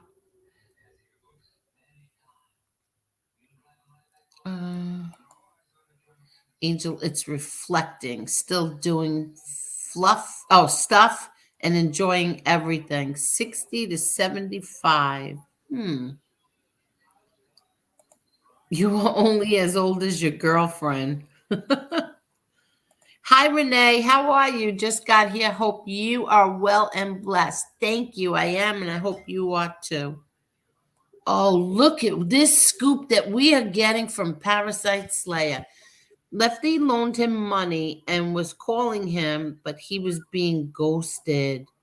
I haven't seen Arolata on YouTube. Lefty loaned him money. Can you hear Why me? would he? Yeah, now we can. But why would he need him money? I thought he was a millionaire, remember? Who? Oh, look who's here. Hello there, princess. Hello. How are you? Where have you been?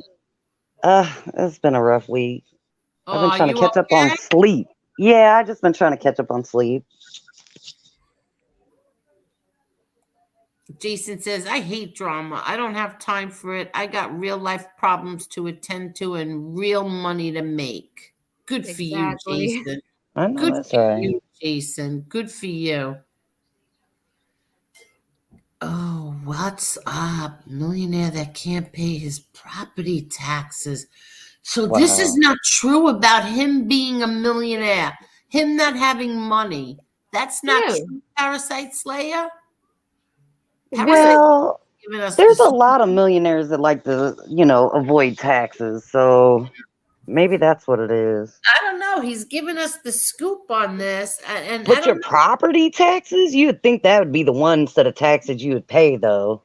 I don't know. And Parasite Slayer, no, he never does lie. He never lies. But I'm dying to know how he knows. He always gets like the scoop that nobody can get. Right? Who are you talking about? Parasite Slay. No, I'm talking about who isn't paying their property tax. Well, he's saying that.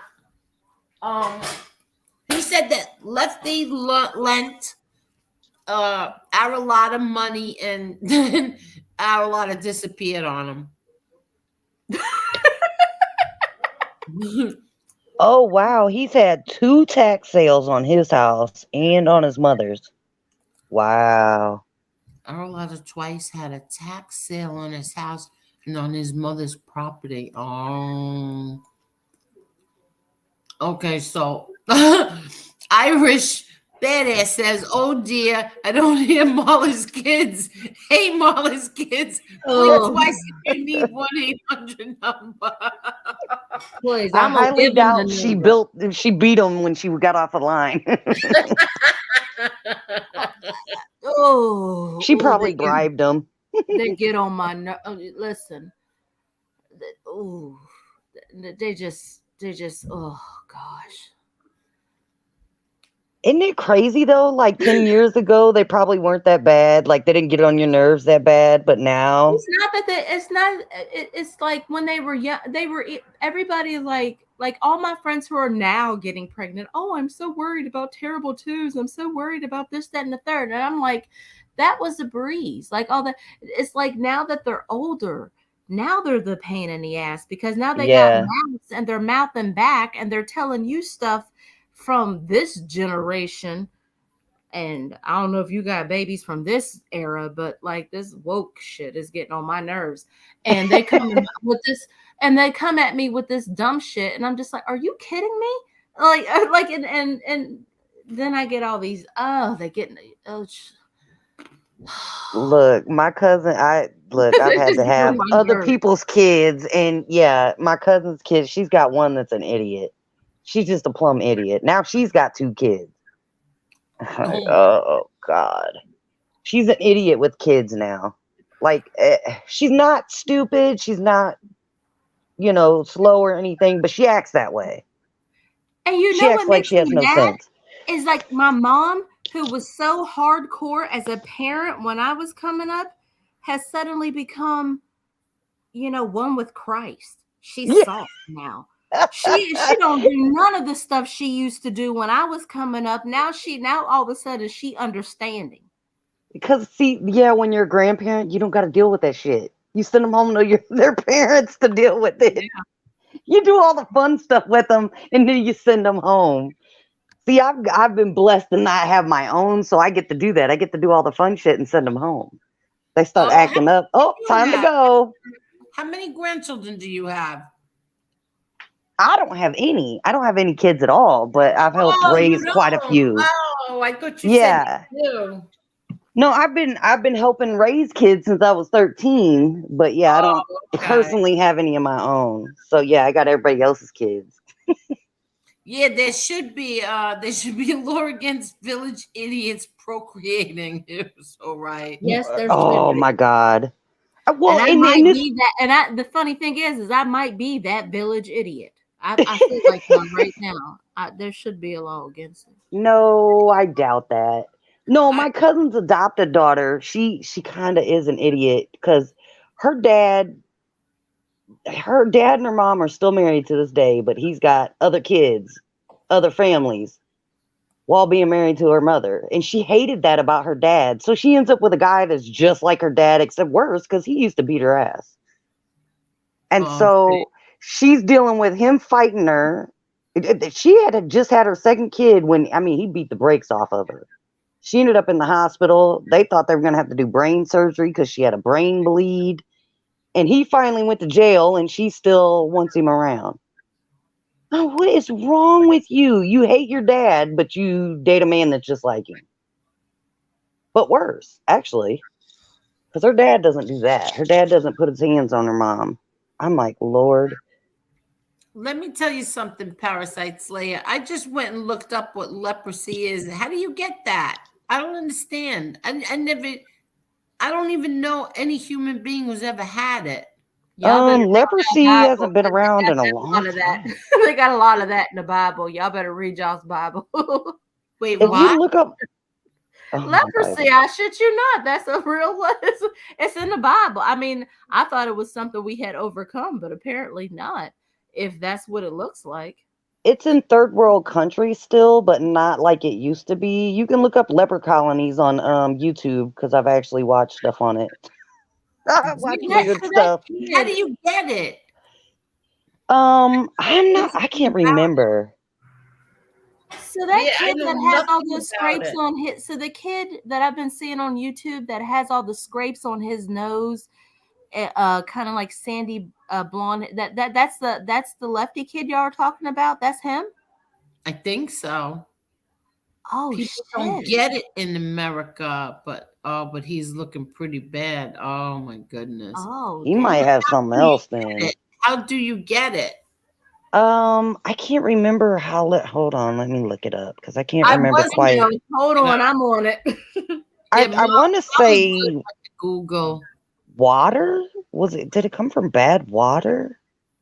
I don't know. I don't even have a clue. How do you I never even never thought to even look it up.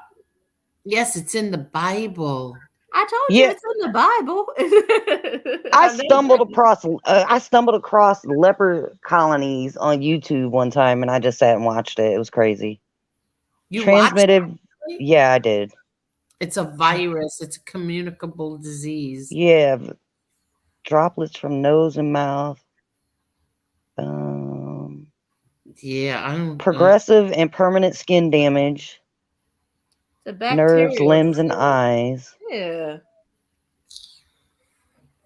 Bad water is Legionnaire's disease. Yeah, that I know. But yeah, they have it mostly in third world countries. It's spread from person to person, really? Mm-hmm. Yes. They actually had like families living in some of these leper colonies. Are you kidding? Mm-hmm. They would like procreate in there and everything. Yeah, that's what I found, Iris. Hello, hello, Or Irish. Hurts. Hello.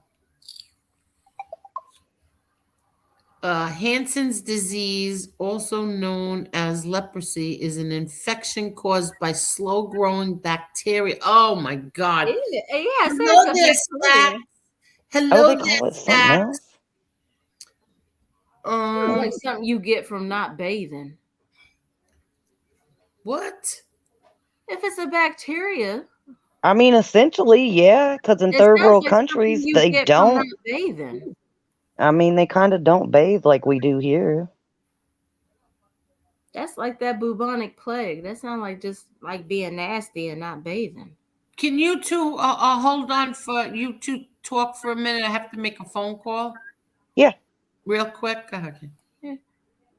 Apparently, we are amusing Jesse because he says you guys are too much. Are we supposed to know how leprosy? They didn't. I don't know. I didn't know. Look, wait, it was Parasite Slayer that brought that shit up. It was all their fault. But no, I mean, if he's got something going on with his skin, I mean, that could be a few different things. I doubt it's leprosy in this day and age here in the United States, but it could be like eczema or even psoriasis, or it could be something else, something worse. See, I don't know who this kid is. I So mean, I hear him talking about him a lot, but I don't know who he is. So I mean, but I do think that because if we're not going live, I'm not on YouTube usually. If I am, I'm usually watching a video like a educational video or something. I'm not on here like just on here like that. So yeah. I did scroll through. So when I know we're going live, I'll start looking and seeing like if something happened. And I saw something. If this kid, if the kid that I think this Maddie, if it's the kid that they're talking about that's on Maddie's, because I think that's who's I saw him on. He had a bunch of scab looking things on his nose and his face. If that's the kid they're talking about, what the fuck? He looks like a meth head or something. I was gonna say one said HIV, which would have been my guess, not ever seeing him, and the other one said street opiates. So yeah, it could be meth. I That was could about to say be. that's what he looks like. He looks like a meth. If that's the kid that they're talking about, the kid that's on Maddie's, I don't know. I have to come on here to get the gossip because The skin being, I mean, just from the description, yeah, that's what it sounds like. It's probably meth. it's like a bunch of sores, like a bunch of open sore, like if you had pimples Mm-hmm. back in the day, like if you had pimples back in the day and you were just scratching, not popping them, scratching them. Right. That's what it looks like. Yeah, that All sounds on like his, meth. yeah, that's what it I looks mean, like. it could be HIV, but if it's that many, if it's quite a few spots and sores, then yeah, I'd say meth. Or bed bugs and lice, fleas. Yeah, that too. That too. I mean, you never know nowadays. That's what that is, Marla. Drugs. Oh, okay. So Carol said that's Mm-hmm. him. So if that's that kid, then yeah. If that's that guy, if that's the kid they're talking about, why would they even take money from him? Elio, is that you, Elio? Yeah, I did my email, so I came back for a little bit. Oh, okay. Angel, are you back? I'm going to ask her if that's the kid that they're talking. If that's the lefty kid they're talking about. She's over there playing something.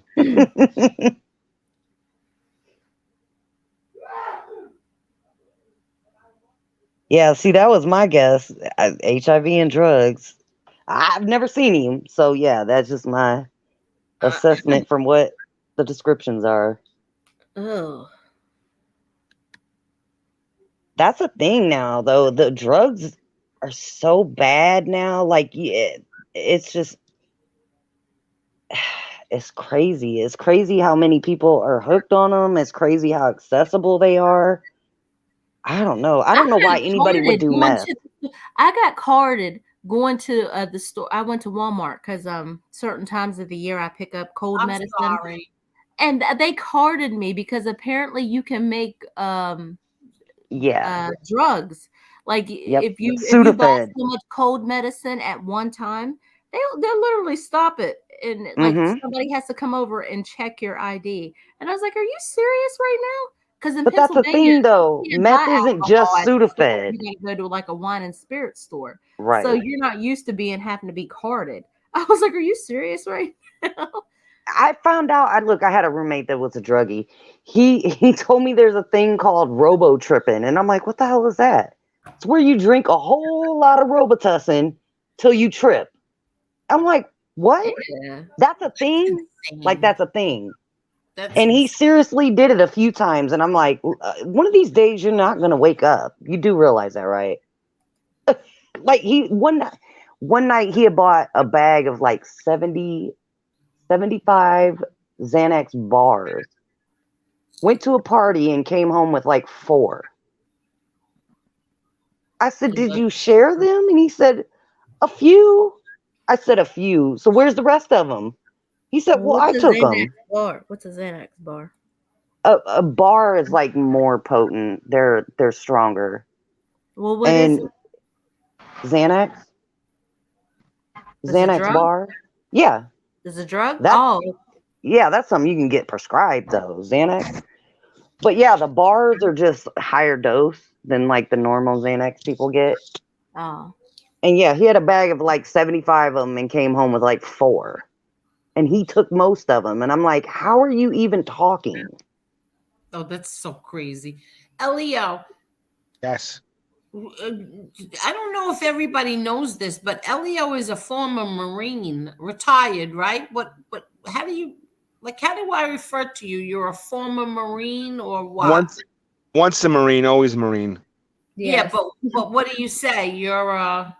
I'm a veteran. Oh, you're a veteran. Okay, but you were in the Marines. I was in the Marines for one tour of duty. Yes. I wanted my Really? son to go to Nice. the Marines because aren't you guys the toughest? I believe so. Yes. Yes, he was scared because It was a lot of the fun too. training, the training in Marines is different than it is in the Army. Marine Corps is a lot of fun. Is it really a lot of fun? Yeah. Well, the worst part of it is loss of freedom, being away from home. Being Yeah. out sleeping in the woods and thinking of like all your friends are in college and and feeling lonely. That's like the worst part of it. For me, that was the worst part of it. But the excitement of traveling around the world was great. Right. I was deployed about to over. say, don't you get to go see a bunch of places and you guys don't have to pay as much? Like it's for Yeah, free, basically. yeah, I was in the infantry, which just means a rifleman, and our unit deployed overseas in the Mediterranean on ships twice. Once for 7.5 months and another time for 6 months. So yeah, we pulled, and so I spent over like a year and 2 months on the ocean. But we stopped off in ports and stuff like that. So it was a lot of fun. I really enjoyed it.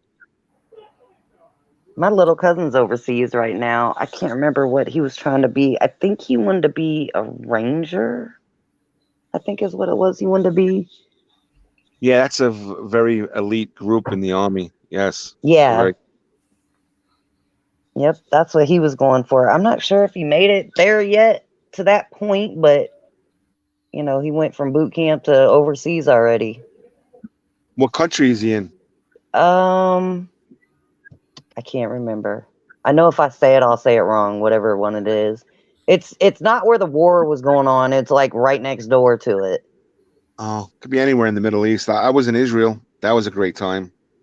I was in Turkey. I pulled into Italy, Spain, France, He's Tunisia, already Africa. talking about not coming back to Indiana at all. I'm like, wow. So he's already having some fun and getting, to see the world a little bit to where he doesn't even want to come back here. What part of Indiana are you from? Northeast Indiana. Near Michigan, right? I guess that's near Michigan. Yeah, near Michigan and Ohio, not far from either. Oh, Yeah. wow. You ever go up to Detroit area? I've been to Saginaw. I haven't been to Detroit yet. There are a lot of Italians in Detroit, aren't they? Like in the suburbs and stuff like that. I'm not sure. Yeah, I heard the suburbs of Detroit are really beautiful. I never. Really? Yeah. Yeah, some of Detroit actually is. Some of it is, and some of it's still kind of pretty bad. Just depends on where you go. I know there's supposedly a fun city right over the bridge, New London, Canada, or something like that. It's called. That's supposed to be really a good time, from what I heard from people. That went up there. I've only driven through Michigan. I never really stopped. I was in Indiana. I went to South Bend, I guess it's called, or Lake Bend. South Bend, I think it's called. South Bend, yeah. I went to the bar where Joe Montana lived, like on top of that. When he went to Notre Dame, I think he lived on top of the. He had the apartment there. At least that's what I was told. Nice. I've been to South Bend, I think, once, and that was to pick somebody up. Yeah, but I've been to Indy more than a dozen times. I've been to Indy quite a bit. But where I'm at, I'm in Fort Wayne, so I'm in the second largest city in Indiana. So it's that's boring here, but it's interesting as well. I wanted to ask Elio some questions, and now I forgot. Ask me anything. I'm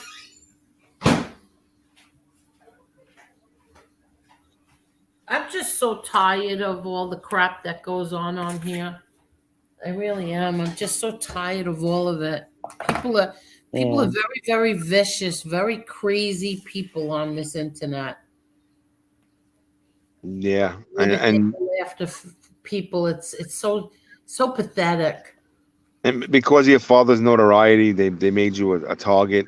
And facts. Yeah, the rap brigade loves attacking Angel because of that. Yep. That is true. I don't know. I don't know, Elio. What would you say is the word defamable? Defamation? Yeah, what would you consider as defamation of character? In simple words, it's a lie that someone says either verbally or could be libeled through paper that's said with malice to a non-public figure, and it has damages, hurts someone's reputation, their professional life. That's what defamation is. Defamation is a lie. It's hard to prove in court, though, isn't it? Isn't it one that's like one of the hardest things to prove? No, I don't believe so. It's just certain things that are hardest thing to win. Maybe I got that mixed up. Well, it's there's a lot of exceptions. If someone's a public figure, like right. Trump, like to that level, or a Hollywood celebrity, there's a little bit more leeway. But if someone's not, and you have to prove malice, and you have to prove that it was a lie, the number one defense to defamation is truth. So if they're saying the truth about someone, even if it's hurtful, it's not defamation. It could be something else. In New York, it could be intentional infliction of emotional distress. It's a form of harassment. But if it's a lie, and it injures someone's reputation, right. And what is slander?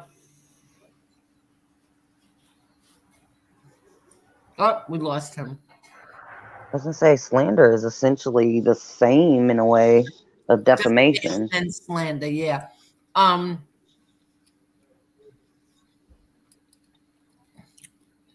want him to come back. I hope he comes back. Yeah, because I would think what they're doing with you, I think that would be considered defamation. Most definitely, but how actionable is it? That's the question. Yeah. Maybe a larger YouTuber shouting out Angel could get her a wave of support. My buddy Keemstar, channel Drama Alert, has been sued by many and won all of them. What do you mean, Irish Badass? What does that mean? What do you mean? He's been sued by many and they won all of them? What? Who won all of them? Hmm. Well, I think there's a way that they put it in court where if you it's slander if you pronounce it as true when there's evidence that it's false, but you're presenting it as true. I Okay. wouldn't say it's something to that effect. Okay. As far as damages go, that usually starts at 5,000 and up, or 5,000, yeah, or below. It depends how much. Depending on the court, yeah. Yeah, it depends on the court and whatnot. I Mhm. guess you could tell I've sued people before. But depending on what it caused, like what the defamation caused, you can sue for damages, then like pain and suffering. You can add things so that 5,000 cap in most places can be 5,000 per item. Yeah, So it well, could yeah, because go there's up also to there's like a clause for like future damages, because like with that girl, I forget her name. It was Erin something, but she was a female who was a sports analyst, and some weirdo was following her around, taking pictures, and like, and she ended up suing, and part of that, some of that is like, I want to say is like it's like future damages, because like stuff, essentially they say once it's on the internet it never goes off, so right. like they take that into consideration. Hmm.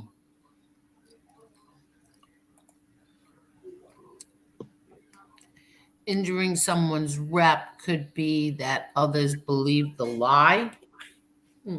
I don't Yeah. know. You know, sometimes it's not about the money. No, it's not the Well, battle. no, it's usually not really about the money. It's more so holding someone accountable for the wrong they've done. But the money damages is just a way to really smack their hand for what they did. No, it's not the battle, it's the war.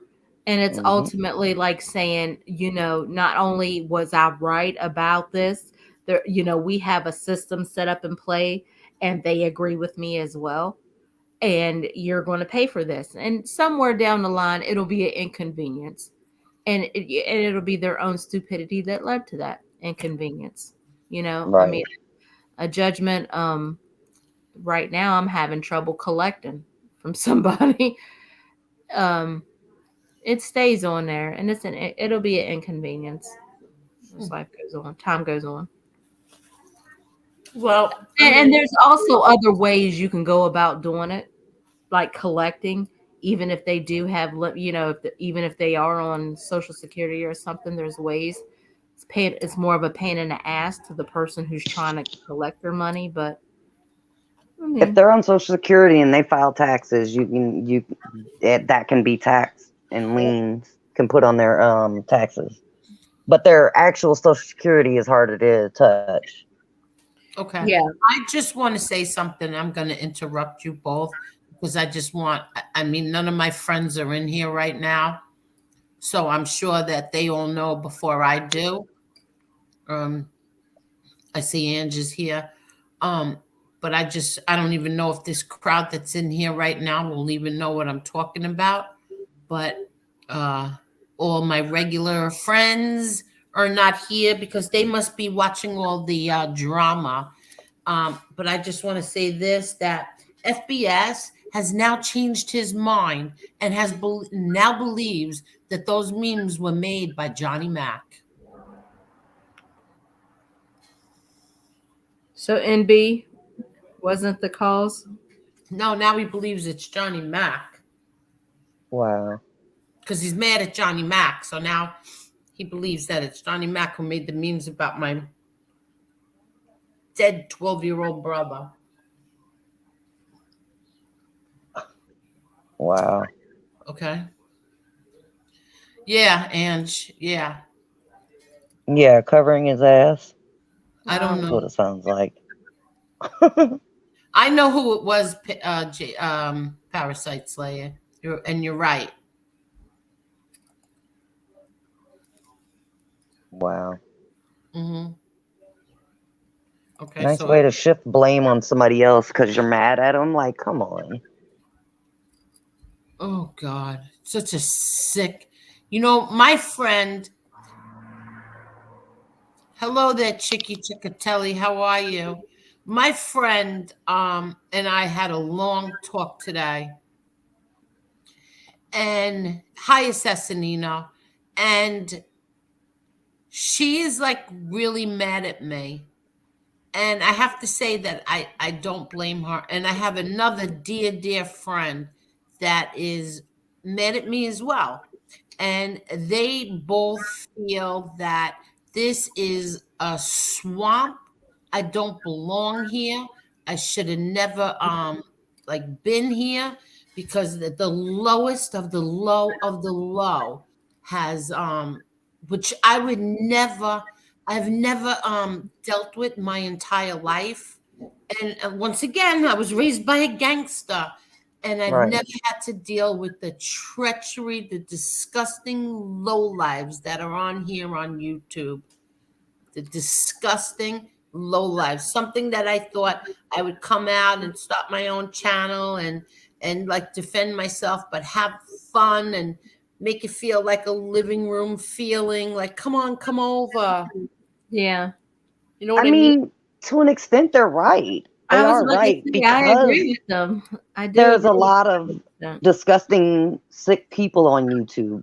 But on the other hand, you end up finding some that are great. Yeah. And you got to weed through the trash to get to the great, which sucks. But I mean, it's kind of what you make it. It can be that bad if you get sucked in and you let it suck you in. But it can also be great. It just, you got to find the balance. And sometimes it's hard, but once you understand, the psychology of the crazies on here, you kind of know what to bypass. I would have to And say having a best friend and no, I just feel like or just having a good friend. Just I honestly would have to agree with your closest friends on this one because I feel like it's you don't want to see somebody go through this who doesn't deserve what they're going through. And while true. your cause is admirable, it's not fair essentially to you. It's not worth it doesn't sometimes feel like it's worth the frustration it brings you essentially. Mm-hmm. So Right. I have to say on that front, I have to agree because I've enjoyed doing this. I like learning. I'm always like I've enjoyed it. But I have to say it's heartbreaking to see like the things behind the scene that have happened, like some of the stuff that I've just a little bit that I have to know because there has to be so much more. I have to say it's heartbreaking because honestly, Right. you don't deserve it. Honestly, you don't deserve it. So while I think that the cause and it's all admirable that because you should nobody wants nobody talking shit about their family, people you love, um, without cause. A lot of us on here don't know what that's like, but I'm Right. just saying from your standpoint, nobody wants people talking shit about people they love. You don't get to see the beauty part of them because everybody else is so saturated with the BS. Yeah. At the When Hmm. I same was time, sitting, but at the same time, you and your kids don't deserve what's coming your way, and a lot of the drama you got coming at you, you don't deserve. Like you don't deserve it. But Right. anybody on the outside looking in is like, you know, she's a public figure, and it's like, nah, dude, it's not like that. That's grimy. when That's I dirty. was That's nothing on, to do you know with how anybody. What the frustrating fuck? how freaking frustrating it is that I'm sitting here now and thinking and how I got abused, how I came on here so crushed that night, so crazy that night, sick to my stomach. And they were blaming NB when I knew the whole effing time it wasn't MB and the hell that I went through, the short that he has up, that I threatened his child, and all along now it comes out, and you know what? It's so disgusting to me. It's absolutely disgusting to me. And that's the frustrating part. Like, that's the part, like, you don't deserve to have to go through that, because anybody on the outside looking in sees it as petty. But like, this is like shit that you've literally had to go through, be accused of, and have to go through the drama of people, you know, speaking ill about your name over some dumb shit that didn't have nothing to do with you or the people that you it's like standing in a crowded room trying to tell everybody the truth and nobody's listening, and then when they do start listening, it's like, I told you so, so, and it's like, and you know what's sad about YouTube, it now makes other people who are either known publicly or are public figures, or some of us little people that aren't, it makes us accessible to where, like, the crazy people that stalk celebrities were never able to, you know, have access to them. Now they do live chats. They're more accessible to us now. And it makes the crazies crazier. I don't know why, it just does. And it's hard to see. I've had YouTube stalkers, so I understand you do nothing to get them. That's the crazy part. Like, you do nothing to these people. You never say anything directly to them for them to, in turn, stalk you for life. And it's insanity. It's insanity. But it's also one of the things that's hard not to defend yourself. It's hard not to speak up and say, wait a minute, why are you saying this about me when this never happened? This wasn't a thing. But until it happens, see, you know, some people don't understand it.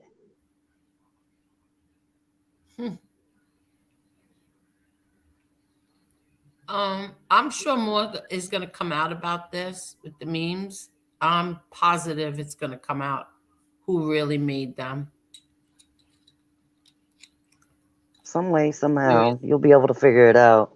They're going to get found out. And I hope that they can be held accountable. That's another thing. I hope our laws start catching up with some of the cyber crimes, because it's getting ridiculous.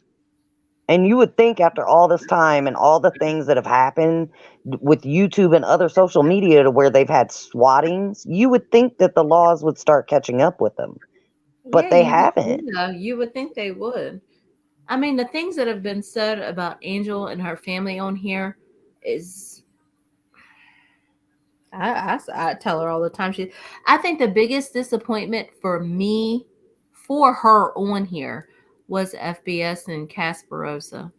I feel like the shit that went down between her and FBS didn't have to happen. He could have just let that shit ride and been like, look. I could have also, Bo. Thinking about it, I could have just ignored it, and I didn't, because that is something that I will always regret, that I didn't just ignore it. But ignore what? Ignore him. Yeah, but you know what? Yeah, there were times when, but at the same, but the thing of it is, Angel, is that to be fair, there were several times, plenty of times on here where you genuinely did. You were just like, let's just go have fun. I mean, we do our pep talk in the back. Like, let's just have fun. Let's just do this. Let's just, what's going on? Let's just have a good time tonight. Let's just BS. And chances are they would have always. Somebody comes in here and, Angel, did you hear this? And Angel, did you hear that? And so said this, and so said that. And it's like, when they get it's like sometimes they intentionally go below the belt to where that you almost have to respond to. True. where somebody maybe who's more woke wouldn't, somebody who has some value and character and understands certain things, and it's like, no, hell no, you're not gonna get away with that. You have to respond. You have to say something, because it's like, I'm not gonna let you talk. I'm not gonna let you say that. I'm not gonna let you get away with that one. I'm not turning the blind eye to that. So it's like, so many times we've come on here trying to just have a good time and BS with the crowd and have a good show, and then they come in here with the BS. What do you do? I mean, if you don't, some of these people though, they don't stop. Even if you ignore it, they don't stop. Respond, people think, and if you don't respond, people think it's true. Right. what are you And doing? that's the thing. You can't blame yourself for responding to something that probably would have never stopped anyways. Yeah, maybe you shouldn't have responded this one time or that time, but at the end of the day, had you respond or not, they probably would have kept doing it and probably would have intensified had you not responded, because sometimes that's all they want. They just want a response from you. That's what a lot of them, that's their mission, is to get you to respond. It's But how you respond that, exactly. But I just feel like in that situation, I just felt like I was disappointed because I felt like, Angel really thought of you as a friend. And at the very least, he could have been just like, look, Angel, I'm telling you, this dude is this, that, and the third. You don't want to believe it. That's fine. right. But it somehow became personal solely because she didn't want to take for what he said as the gospel. But it was just like, but that's what you do in life. People, if, like Princess, somebody comes to you and says, this chick did this, that, and the third. You kind of like her. You're kind of feeling her. So you're like, all right, I hear what you're saying. Let me talk to her. Then you go and you listen to what she have to say, and then they valid. You're just like, listen, I can't really go against her neither. She's good Right. people. I can't go against her. And then the other person that came to you with what they thought they was coming to you, they're protecting you, and you're just like, look, I understand what you're coming from. I appreciate you for looking out. I truly do, but I don't agree with you here. Okay, so if something does happen to me, then that's totally solely on me. You understand what I'm saying? And most people would be like, all right, I understand, as long as you want to get it. But this cat, for whatever reason, for the love, I mean, it's just like he has made something out of nothing for 8 months. And I mean, honestly, you get people from all walks of life on here, because if you had people who were really in the street and were down, they'd be like, nah, he ain't saying shit. Right. It's honestly like it's Nickelodeon, as I call it. The shit's Nickelodeon. But like they got people on here that just run with it and rock with it, and they make something out of nothing. So for all this time, he has just like kept going at her for dumb shit, and it's just like, dude, settle down. Like, you were supposed to be a friend. So if she's telling you to fall back, you're her friend, you value the friendship, fuck you, fall back. And he's just kept going on, and then because she does, and he's taking it so personal, he keeps going on with it and on with it, and it's stretched over to her kids. Now, for as a mother, when it goes to the kids, all bets are off.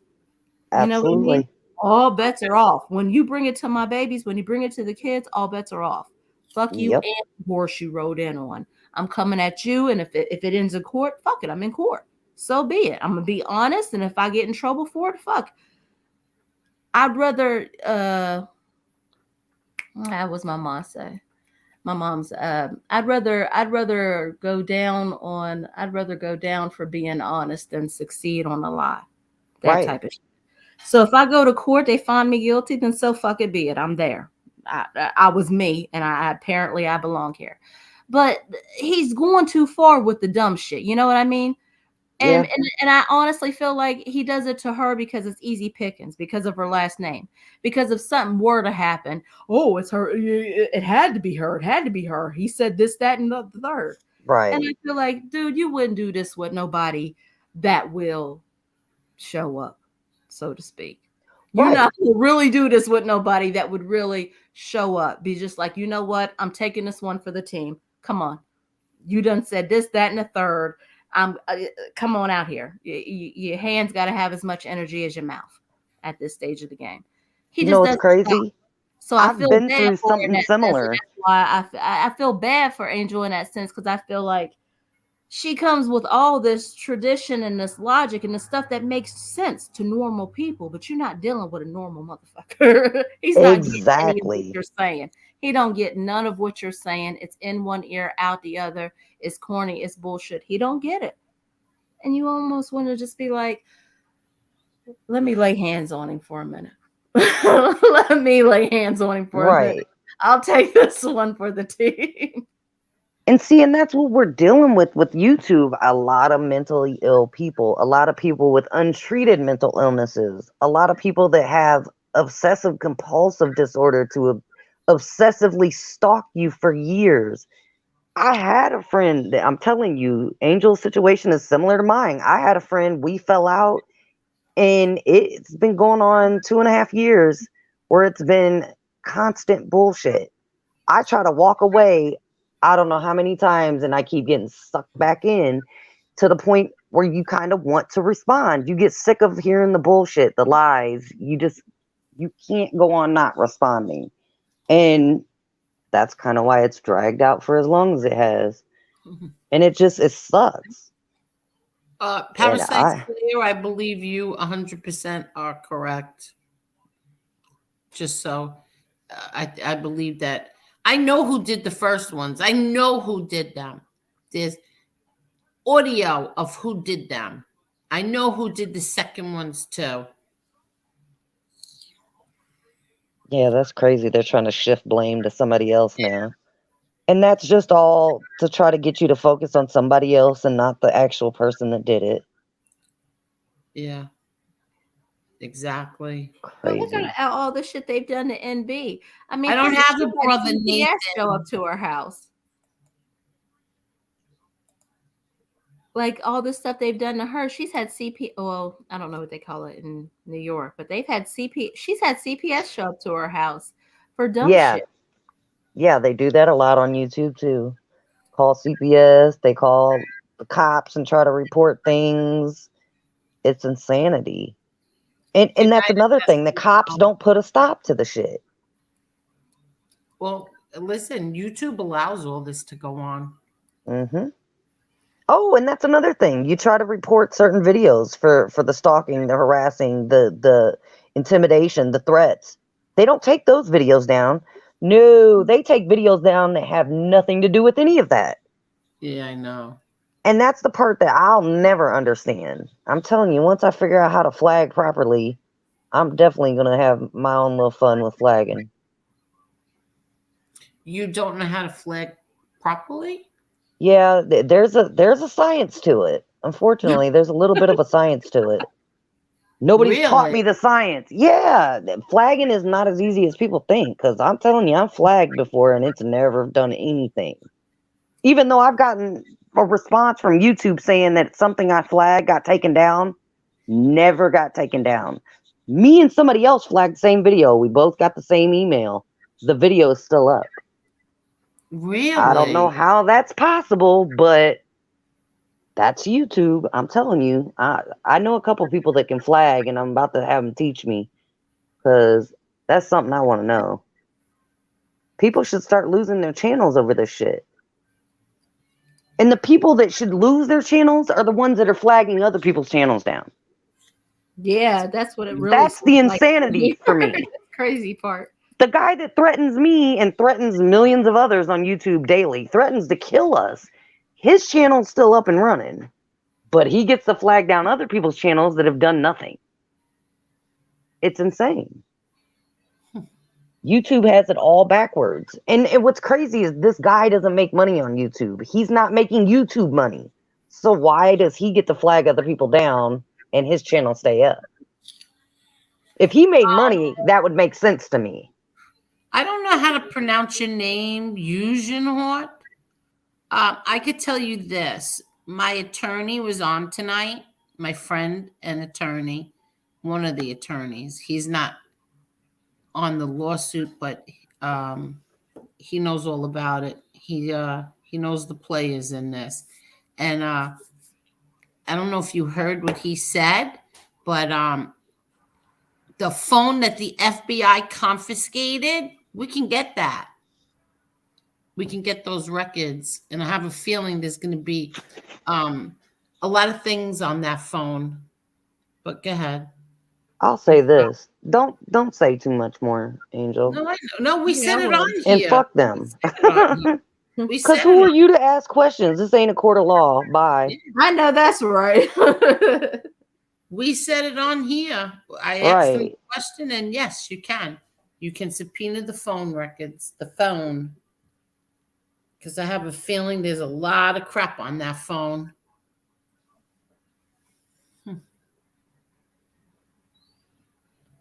I just what if you find out something? All the grief that I went through over those memes, and now And now this is just too funny. Not even funny. It's not funny. It's too sickening to me. I'm just curious. What if you find out something you don't want to know? Who? You. What do you mean find out what I don't? Right. I know what I know. I know what I know. I know what I know. And I know that those memes, and I sat here and I argued and said that NB had nothing to do with those memes. Nothing. And I was ripped apart and ridiculed and everything. Lied about, saying I made death threats, everything. And now it turns out that somebody believes it was not NB. Give me a break. No, that's what I'm talking. Well, I didn't think it could have been her because the It timeline wasn't for me. I knew it. Well, the timeline for me didn't match up. The timeline for me didn't match up, so I No. never thought it was her. Yeah, But I'm I just showed saying. the whole thing. I showed it all. I don't even know which episode it was, but I showed it all. And yeah, what it's just amazing to me. Really is amazing to me.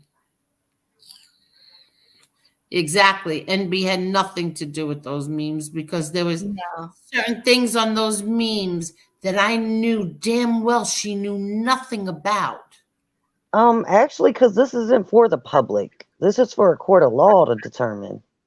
What the fuck does the public have to do with any of this? It's part of a lawsuit, Eugene Hort, whatever your name is. It's all part of a lawsuit. But I'm sorry, go ahead. Well, the thing of it is that this isn't going to be, and it's kind of where Princess, I think you were going with this. This isn't, why would Angel do that? This isn't going to be settled in a court of public opinion. This is going to be settled in a court of law. You don't hold court in the middle of the street, and you don't hold court on YouTube.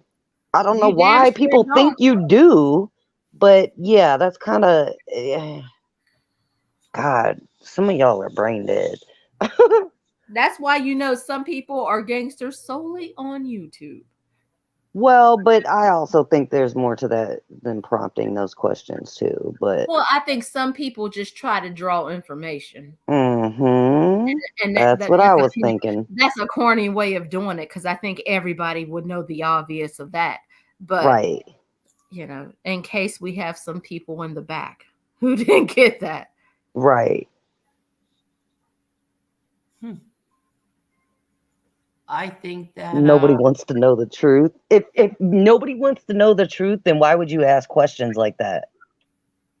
Riddle me that, dumbass. I think that oh man, like so many things are going through my head right now. Yeah, kind of with you on that one. Mm-hmm. Well, the other biggest portrayal I was going to tell you about was Casparosa. I just thought that was heartbreaking for me, and I'm on the outside looking in. I didn't hear you. I'm sorry, I didn't hear you. What did you say? The second heartbreak. Well, the first I just thought the shit with FBS was unnecessary, and I think I've explained why. But the second heartbreak for me that I've saw for you on here would be the Casparosa thing. To me, I was on the outside looking in. And I thought that shit was heartbreaking for me. Because I never saw any. I mean, I kind of already knew politically where he stood just by the way he worded certain things. So I caught that move. But I just felt like where he could have been more direct in certain things. He wasn't. And I felt like he danced around things at his convenience. And to me, I just felt like, that was a heartbreak because for everything that you've done, what was it all for?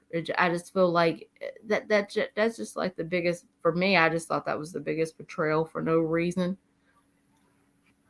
Well, he feels that I lied about him, although he won't tell me what lies I supposedly told. Whatever. I don't even care. But I don't care. I believe what I believe. He believes what he believes. That's what it comes down to as far as MRE. I believe what I believe. He has his beliefs. So that's not the problem. And believe me when I tell you, I'm going to say this for the 100th time. MRE was not the reason why there was a drift, a thing between him and I. It had nothing to do with MRE. It started way before MRE. But for him to for him to go on FBS's show, that was it for me. That was what it was for. For me, that's what I felt was the biggest betrayal, because I felt like I personally felt like the way y'all was talking on here, there had to be some behind the scenes shit that went down that nobody knew about. So I couldn't go no either way on that. But I just felt like the way you just came foul, if that makes sense. Like you just came incorrect. And it, to me, for articulate as you have come off, for you to be this now dim-witted and you can't even see the obvious and what you have done, to me, I feel like you're a facade. You're a phony. Something about you is phony, and it's off, and it's been off for a minute. Because I just feel like, how can you be so articulate at this and you're so one-up? You understand this down to a T, but now you're being fake and phony in this area. And this isn't even no shit I should even have to say to you. Like, and again, I'm a chick on the outside looking in. Like, I just feel like you're being fake and phony, and I can't pinpoint why, like I can't pinpoint why you're being fake and phony. I don't have them details, but when I get them, I know why. Like, I just feel like there's something about you that is just not sitting right for some reason. And I feel like you get it, but you're avoiding it. But again, that's just me. Thank you, Irish Badass. Thank you very much. And no, whatever that other account was, it was not. Oh, Menace to Society. Thank you very much. Everybody smash that like button, please. I know there's not a shred of doubt in my mind. I know without a doubt NB had nothing to do with them, and I fought for it because there's certain things in those memes that none of you people know about, that only I know about. And and then I showed the dates. I showed the dates of everything. NB wasn't even around. Nobody knew who NB was then. Right. So why blame somebody that wasn't around? They're all blaming her. This other idiot is blaming MRE and her. MRE would never do that to me. Never in a million years would MRE do something that sick to me. Never. Right. And trying to blame MRE now.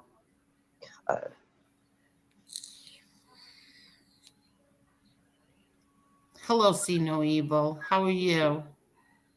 And see, and I think that's just all to try to get you focused on something else and not the actual culprit. I know. That's what that sounds like. Emery definitely, he would never,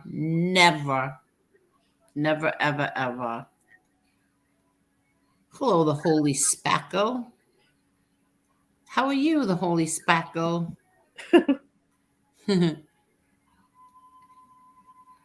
I don't know. I'm Parasite not even Slayer is onto something. I'm telling you, they know quite a bit. I like them. They know quite a bit. Who, Parasite Slayer? Yes. Yes. Oh, look who's back. Hello, Yeah. Elio. I'll be back in a minute. Hold on. Okay. Hello, Elio. Hello? Elio, are you there? There's his audio messing up again. I don't think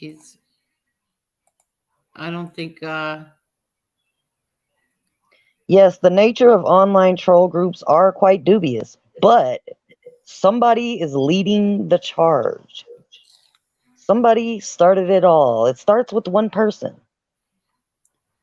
But if there's a group of them, they can all go down. How about that? moves that only a smaller amount of people knew about, if it or whatever. Yeah. You know what? You could sit here and you can talk all you want.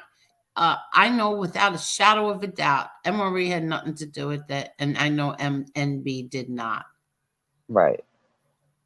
So I don't care. Menace to Society says, Irish told me there would be cookies. I like cookies. I like cookies too, but I can't eat them. Special cookies? I don't know what kind of cookies. What are special cookies? Wait, are those like special brownies? Special cookies. Did everybody hit that like button? Yeah, please hit the like. Yeah. Where have you been, Princess? I meant to ask you. We missed you. We haven't seen you in a couple of days. I've been watching other drama unfold and trying to get some sleep lately. I've been so drained. Not Really? sleeping. I was supposed to do hair last week and I didn't go. My cousin's like, "Really? You didn't show up?" I didn't. I was tired. Really? Yeah, so I gotta go tomorrow and do hair. Kidnap her dog and groom her dog. Oh, Time for the that's dog to get right. groomed. That's right. Let me tell you something what happened to a very, very close friend of mine. I was so upset. In fact, I'm such a bad friend. I told her I was going to call her back and didn't. But so her dog has allergies, right? So they bring the dog every month to the vet. And they brought the dog. He's 12 years old. He's so precious. He's a good, very, very smart. It's like they have a child. That's how smart this dog is. They Yeah. bring him to the vet. Turns out he had something bad, an ear infection. I don't know what it was. So they were cleaning out his ears by accident. They get something in this dog's eye, and now the dog has a hole in its eye. Oh, Oh no. And has to have surgery. It was something they did at the vet though? Yeah, they did it. Are they paying to that was my next question. Are they paying for this? Yeah. Oh, that's good. Still, my friend, her and her husband don't have any kids. So this dog is like their life. Right. You know, and so now this dog has a hole in his eye and that dog needs surgery. And you know what they said? They said either they could, because she took it to another vet for another opinion, and that vet was a piece of shit who only cared about surgery. And what they do is remove the dog's eye and sew it shut. And that's the thing about animals, like they're not like treating humans, like they're not trying to like fix it to where they can still see out of the eye. They just rather take the eye and call it a day. And I hate that that's a thing. Yeah. So and then when you get the actual surgery to fix it, it costs astronomical amounts. Exactly. I mean, thank God, like they don't have a money problem. Right. Well, thank God that they're going to cover it too. Yeah. I mean, that was their mistake. Right. But, so I was sitting here and I was like, well, first of all, I mean, thank God they have the money. They don't have to worry about that. But what about people that don't?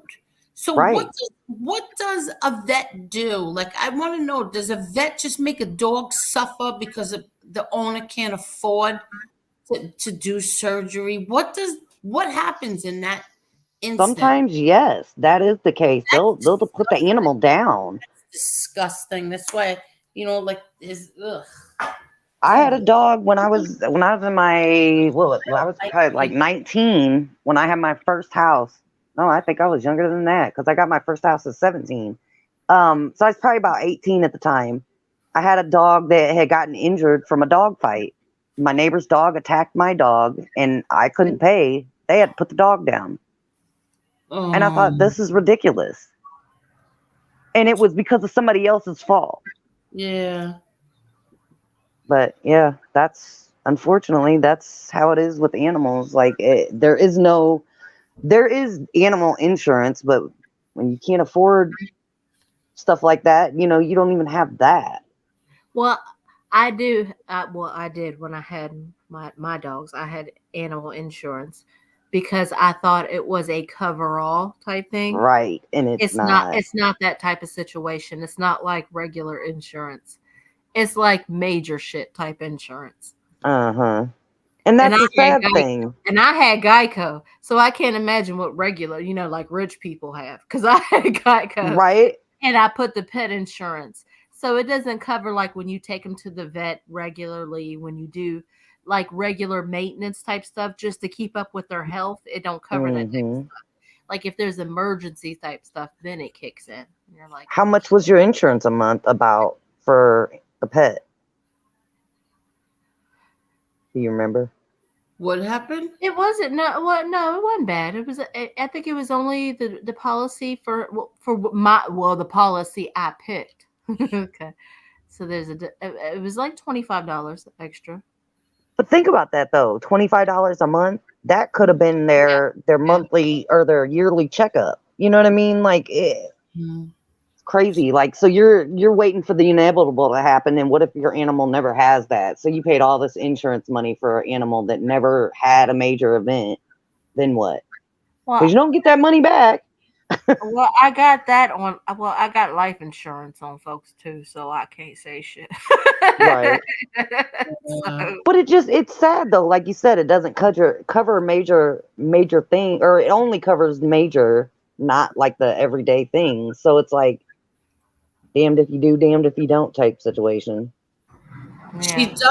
She does have insurance, but you have to pay it first, and then they reimburse you. Mm-hmm. Yeah.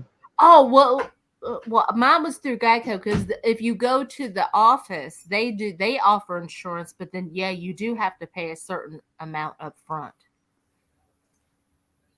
Look, Irish badass, you really are a badass.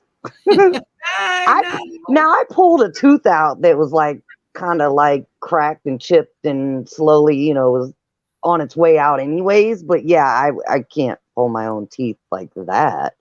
I wish I could though. I got a couple that I'd love to pull my own. I don't want to go to a dentist. They suck. Yes, he does, Ange. He does. And I kept telling him that. And I even told him that, last week was it? He believes his chat, and the chat lies. That's what it is. They like to start trouble. Mm-hmm. And that's the thing. There's a lot of people on here that they enjoy causing chaos. They enjoy the chaos. They enjoy messing with others' lives. I don't get the thrill of it. I'll never understand it. How making somebody else's life miserable makes your life not miserable. Yeah. Like, how does that work?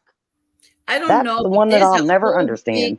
There's this big, giant war on YouTube that I don't have anything to do with. Nothing. I have nothing to do with it. And somehow I got brought up again tonight.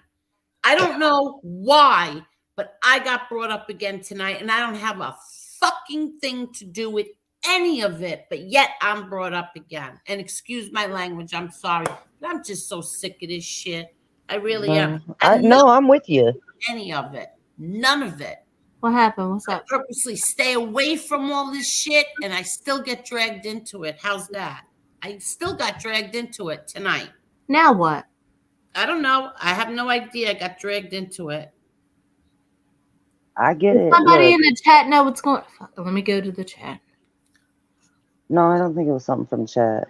No, it's not from sometimes the chat. they come in. Sometimes the chat knows what's going on, and they just. No, it's not from the chat. Somebody texted me.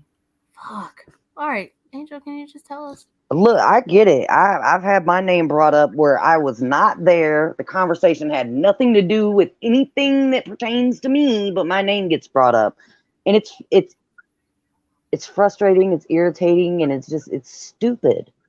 Some people just don't know how to let go and leave people the fuck alone. Exactly. Grow up, grow a pair, and fuck off. I don't know, Parasite Slayer. I don't know if Ange knows or not. I don't even know. I don't even care. I really don't. I Now, don't know those are how the I got dragged instances. into it. I really don't know how I got dragged into it. Yeah. Now, see, some of those instances are probably the times where you just don't respond and don't be Yeah. bothered. No, I'm not. I'm not getting involved. I'm not giving my opinion. I'm not saying nothing. The only Right. thing is I will say about is those memes because I went through hell over those memes. And Right. meanwhile, I'm the one who should be upset. It was my brother. It was my 12-year-old brother that died. The memes Right. we made, they were horrible, disgusting memes about my little brother. And yet how it got turned around on someone It else. got twisted on somebody, and that was the shit I didn't. But that's what I'm saying. Don't even bring it up because I don't even want to talk about anybody's kids or nothing like that. But how tonight turned into anything about me is just beyond me, really. Right. Because I got shitted on by both sides. But whatever. Just really, this is really insane, all of it. And I don't want I'm no part stitching of it. pins. So after that, Yeah. I'm just gonna start being honest. Yeah. Okay, Yeah, can I say you're this? right, Can I Parasite just say Slayer, this and much? I am. What? Can I just say this much? Yeah. Oh, you got your pen out, Marla? Yes. Can I just say this much? I didn't. The only thing I didn't like about that situation is I personally, and this is just me saying this, okay? So put this on me, Princess. You can vouch. I'm saying put this on me. I didn't like how in that situation, when it comes to those memes, there's no way anybody else should be taking offense to that outside of you considering the nature and the picture that was being depicted. How the hell do you flip the script and then try to make it all about you in that I don't situation? know. I don't Right. know. Exactly. Hold on 1 second. Okay.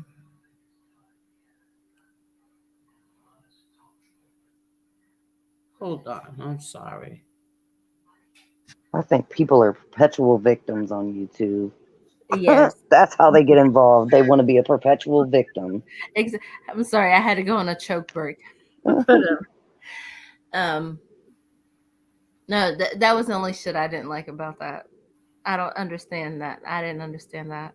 Yeah, how are you the victim when it has nothing to do with It you? really had nothing to do, but for you inserting yourself in it and Right. saying that, God. nobody would have even known anything. Right. Hmm. I'm telling you, the more I learn on YouTube about people, the more I hate people. I Yeah. already don't like I people as it is. always say I love animals more than people. Yes. I They're love much animals better. more than people. Yes, they are much, much better. People wonder how I ended up with 4 cats because I don't like people. Yeah, exactly.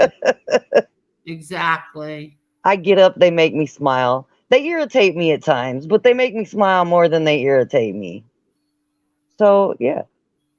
And they're hilarious. Animals are freaking hilarious. Crack me up all day long. Oh, God.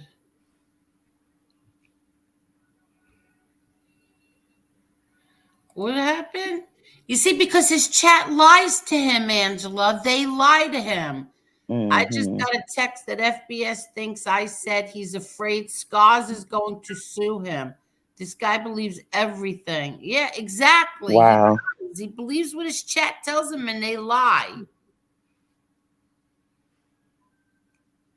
Tell him I got a bridge I want to sell him. Talking Dead a year ago, they would have paid. I say that to my kids all the time. I know. Yeah, I got a exactly. really nice deal on a bridge. One of Nice and his cheap. simps misreporting our little exchange. It's like the game of telephone, exactly. Yeah. Oh, for the love of Pete, just tell him to come over here. We'll just tell you verbatim. Right. I can't stand that. That's why, you know what? My grandma always said, never say nothing behind nobody's back you won't say to their face. Exactly. Because, and I've always done that. My grandma always said that. I have always, if I've never done nothing else, I have always done that. Because I can't stand that shit. It's like, no, if you're gonna be mad at me, be mad for the right reasons, damn. Exactly. You never say nothing behind nobody's back you don't say to their face. That I goes for YouTube in general. Don't I say understand anything.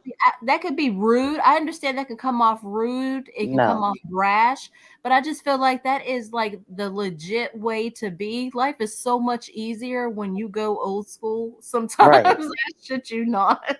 Right. Let's keep it simple. Yeah, I'm like, yeah, keep it simple, stupid. I'm that type of person. I just prefer to keep it simple. Well, Howie, you should get better glasses. Change those reading glasses and get better ones, okay? Okay? Right. 'Cause Howie, you're, we gonna drop the link. give We us gonna drop the link. I'm not dropping a link for Howie, no. But you should put on new glasses, or you know what you could do? You have Windex in your house. Take the Windex, a paper towel, and clean your glasses. And Or then log off. read Now, the chat Angel, properly. you wouldn't. We couldn't drop the link for him. No, for who? Yeah, I would exchange.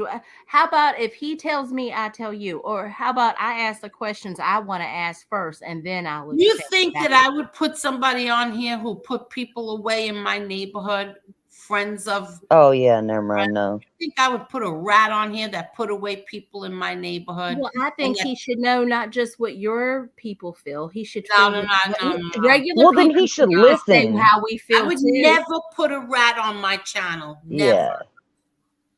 I mean, a legitimate rat who sent people away, Marla, wore a wire on people. You think I'm going to put him on my show? I want to tell him how I really feel. Well, then I'll jump in. You and him can talk. He should not just know what, street people feel, how regular people feel about the shit too. I mean, he's not doing regular people feel. Well, huh? I get what you're saying, Marla. I get what you're saying, but no, I get Angel's point of view on that he's one. looking at it from a street point of view. No, because like with regular people, you have no integrity. That's why we don't trust you. You have no integrity. If your own people won't vouch for you, what the fuck? I'm not going to touch you.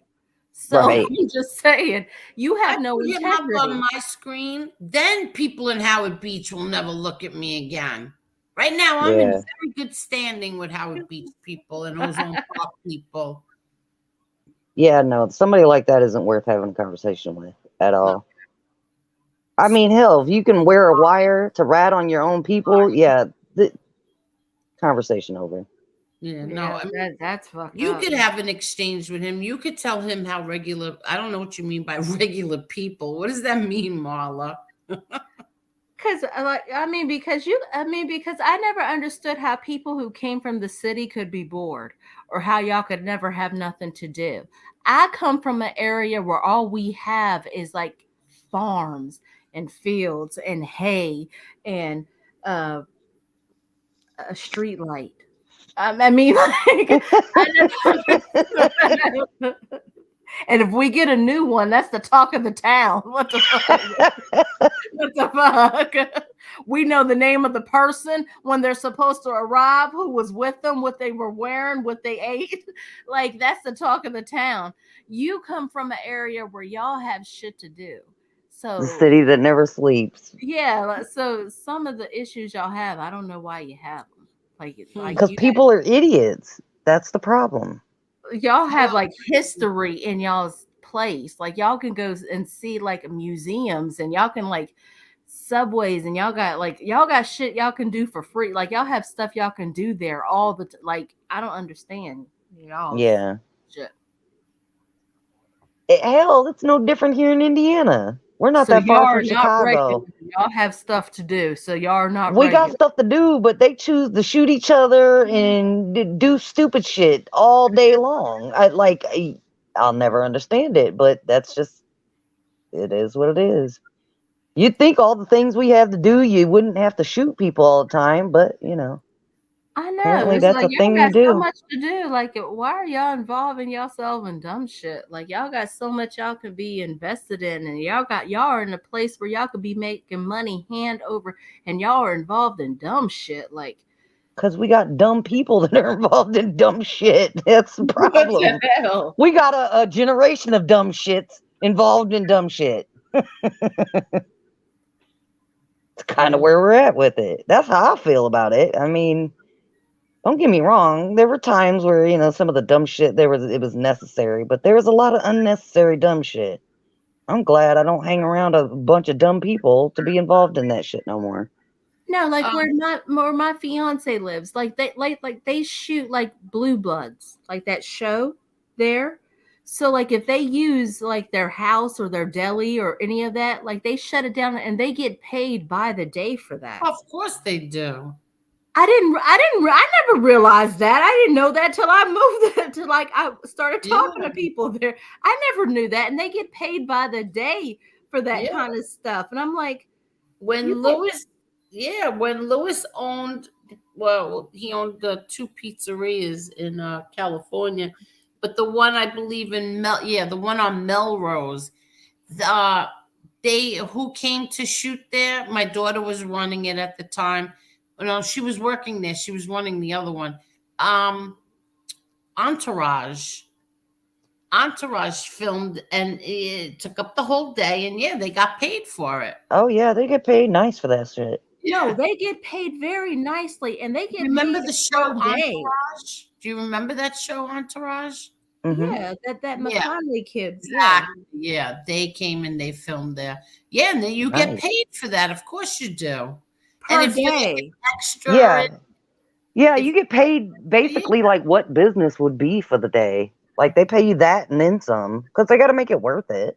Exactly. So it's just like what you just made. Why are you complaining? Like life is good for you. You live in a place that's like really expensive, and you're getting paid that much money a day for that. Like you could, like, y'all should be on vacation. Why are you even here right now? Like, I just don't understand. Like, because that's what I mean by like not regular people. Like they don't understand the struggle, so to speak. Like they don't understand nothing about like having to like water going out, and you got to take the water from the sink and boil it on the stove and then put it in the tub and then take it back. Right?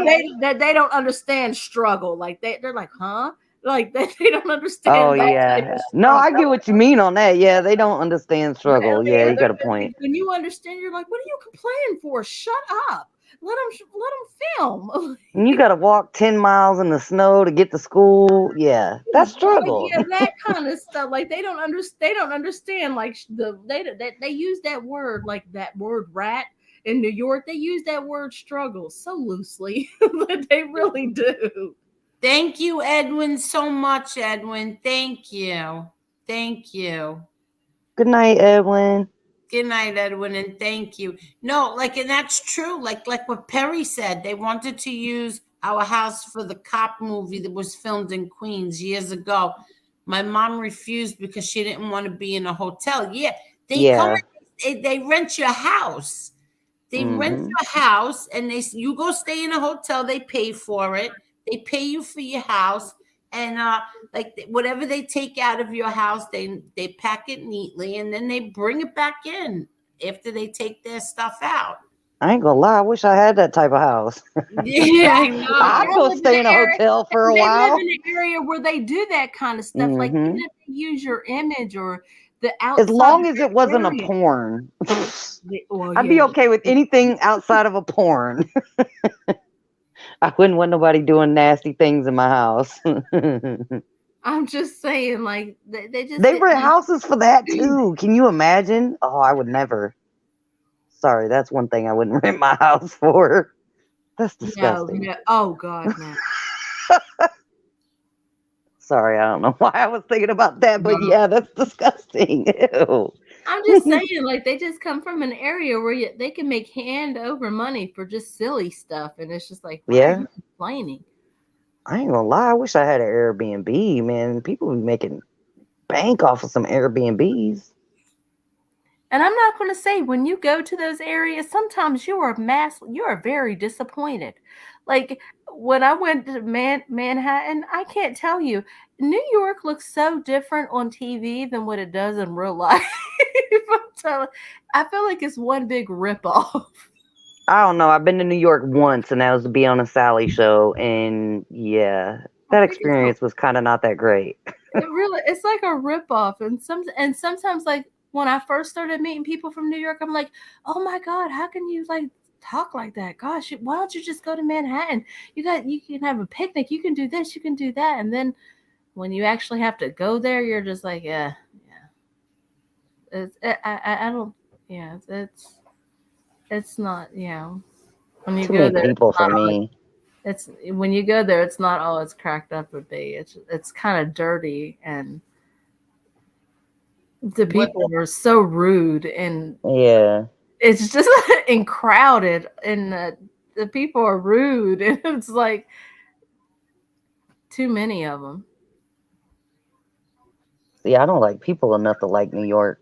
Exactly. Not all the time. Yeah. You think that New York people are snobby?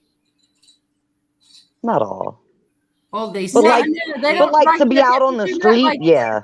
they're not like Southern hospitality people, because like I'm from West Virginia, so I'm from up north. But then when I moved down south, like to Texas, there's like such a difference. Like when you go to Texas, like people like they come across like, hey, how you doing? They tell you about the neighborhood, shake your hand, bring you some baked goods and stuff. Like if you do that up north, they look at you weird, like what does this motherfucker want? Yeah. Like they Just think you're going to on, they think Kentucky you're was on like that. something. They'll think you're on something. I shit you not. Like they think you're crazy or you're an easy mark or something like that. Like they think they're very cynical in New York. I think they're cynical. We went to a grocery store in Kentucky, and I swear, probably at least 30 employees asked us how we were doing and if we needed help with anything. I'm like, I work at the same grocery store chain here in Indiana at the time, and I'm like, our employees hide from customers. They're like, you get mobbed by them as soon as you walk in the door. I'm like, oh, this is really different. My aunt hated it there, and I'm like, really? I like it here. These people are nice. What is wrong with you? Hated it where? Huh? In Kentucky. Oh, really? Yeah, Kentucky, they're really southern there. I don't know. I enjoyed it. I enjoyed every time we went to Kentucky. I like people with Honestly, the accents and everything. like Kevin, he just came home. He came home early tonight. So like my priest, like down there in the South, like my priest, I thought the world of them. Like I wouldn't speak bad, think I wouldn't do nothing wrong or bad about them. Like, but where he's from, I shit you not. Like they will say, like they may not say it in front of them, but they will say it out loud in front of people. Oh, what like that they automatically go to like the predator, like the like they think the worst of their priest. Kind of nasty Yeah, attitude just all around. their mind automatically goes to that, and it's just like, dude, what the fuck? That's a man of God. Should you really be playing that loosely? Like, Right. like y'all have no fear of the Lord? Like that? Like they just say like some of the most off the wall shit. Like you just don't think this say out loud or like in front of like a man of God at the very least, or especially if he comes to your house or something like that. Like Right. they're like they just think of him secular. Maybe that's a better way of saying it. Maybe that's a better way of saying it. Maybe they're more secular in the city or up north than what they are down south. Maybe that's a better way to say it. Well, it's a difference. I mean, there is it's a culture shock going from the north to the south. Yeah, definitely. Oh, yeah, definitely. People always ask me if I'm from the south. I'm like, no, I'm country hood. It comes out southern. I just believe in treating people right. God forbid. Yeah. Well, that shit kind of went out the window. Well, if I was from New York and thought the way that they think, like now, yeah, I probably would have thought that way a long time ago. But I just can't. No offense, Angel. Y'all can be very what did I I say? don't know. Cynical. Cynical. Yeah, very I don't cynical. think Angel's that way though. I don't That's know. what I'm Angel saying. don't seem that way. That's why I say she's very regular. That's what I'm saying. Like I don't understand why people beef with her. I really don't. Well, and that's kind of that's not all New Yorkers are like that, but you kind of do have to have a little more of a harsher attitude and a little more of an edge to you in New York. No, honestly, I will say that my experience with them, they're very, especially the ones from the city, they are just very rude for no reason at all. Just very rude. Like they automatically think the worst for no reason at all. It's like, what the hell happened to you? Like, did everybody who's fucked up send their people here? Like from every like it's just like all they're just Oh vultures. God, maybe I'm a little bit Vultures. cynical. Wait, I They think are. I'm a little They're cynical. just very weirdos. Well, I guess life experience kind of can be part of that No, but too. that's the thing, Carol. Like old school generation, they're normal. Some like, because they're Archie type people. Like they're like Archie Bunker types. You can trust them. Like, Right, but I mean that's bad to think of it from. They're just they're still kind of brash, but they're honest brash. right, You know what I mean? They're not trying to hurt your feelings. They're just trying to be real with you, and they're saying it the only way they know how to say it. right. But yeah. No, I mean, I think it is a generational thing for sure. Now it's different. They're just a bunch of little assholes running around being assholes all day. And then they grow up to be bigger assholes. That's the best way to describe it for me. I mean,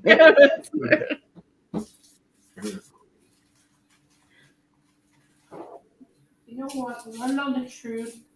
Yeah, that's true, Cuban B. I'm so proud of myself and truthfully my family because I say that, it took a whole family to raise my kids. And but my son would never like get on the internet and trash and call women filthy names. Never. My kids would never do that. right. But But see, that's they were because raised they right. have people who keep them in check. And I Hmm. just feel like they have people who will keep them in check and they were always raised that way. So now it's just normal not to do that. It's just Right. Right. common sense not to do that. Well, see, in a lot of going back to generational, a lot of families we have breakdowns of families. The father wasn't in the home. The mother was left to fend for herself and do it on her own. Some of the grandparents weren't around, so we've got generational curses running around being little assholes. They turned out to See, be I big was assholes. fortunate. I had grandpas and uncles that stepped up. So You know what's crazy? I could have turned out the same way. I come from a broken home. I didn't have a lot of family that was there to raise me. I must say, the way I got my morals and the way I was raised, like that mostly came from being locked up in juvenile. And I'm grateful for Really? that because yeah, I had people that, like, some of the guards and stuff that were in there, like, they were great people. They taught me about life, things that I didn't know. Like, people aren't as jacked up as my mom. You know what I mean? Because I thought that was normal for a long time, that everybody's fucked in the head like my mom was. Like, she's a nut job. But I realized that they're actually nice people out there, people that aren't just automatically out to get you and you're not just a paycheck to them. Like, I had to learn those things being locked up, and that's sad. And that's what a lot of people are going through, especially now, like this generation where the government started that. They started breaking down the family, and like they wanted people to be screwed up, and the welfare system, was a big problem with that. It's crazy. Why do you feel that the government did that? There was a because little bit of the government I feel breakdown. like they incentivize the father not to be there because if you can Yep. say you'll get more money for, you'll get more money in this, If you're a single mother, you'll get paid to you'll have a give me- house. you'll get more money.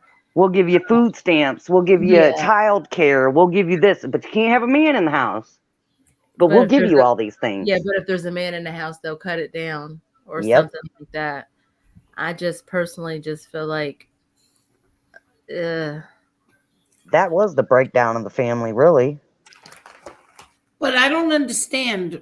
So why is the government the breakdown of the family? Like, Because they give you incentives for not having the father in the home. They still do it. They still do it now. I don't even think they give people enough money to survive on. Well, they don't, but you don't know that until you end up on it. A lot of people don't. And if you're raised that way too, you're raised to not know any better. I remember Jimmy barely gave him anything. Jimmy A, like, they gave him barely anything. And he couldn't even get like food stamps. And the guy legitimately had nothing, zero, zilch. You know what's crazy? I've been on disability for almost 23 years. And up until COVID, I didn't get shit for food stamps. And I make a little more money than like the average person that's never worked. I make a little more, but not that much more. I would get maybe like $20 a month in food stamps until the pandemic. That was the first time I really ever got food stamps being on disability. I was like, man, it was amazing. It was a big help. But then they took that shit away, and I'm like, really? Back to struggling. But they don't, it's different though. If I had kids, they'd be throwing different money and different things to help me financially. They'd throw a lot more at me if I had kids. And that's really sad because they're basically telling you, if you're disabled, screw you. But if you have a bunch of kids, we'll help you out a little more. Yeah. Wow. And that's kind of a messed up, incentive. Luckily, I mean, I didn't end up having a bunch of kids, but that's crazy that they throw little incentives at you that way.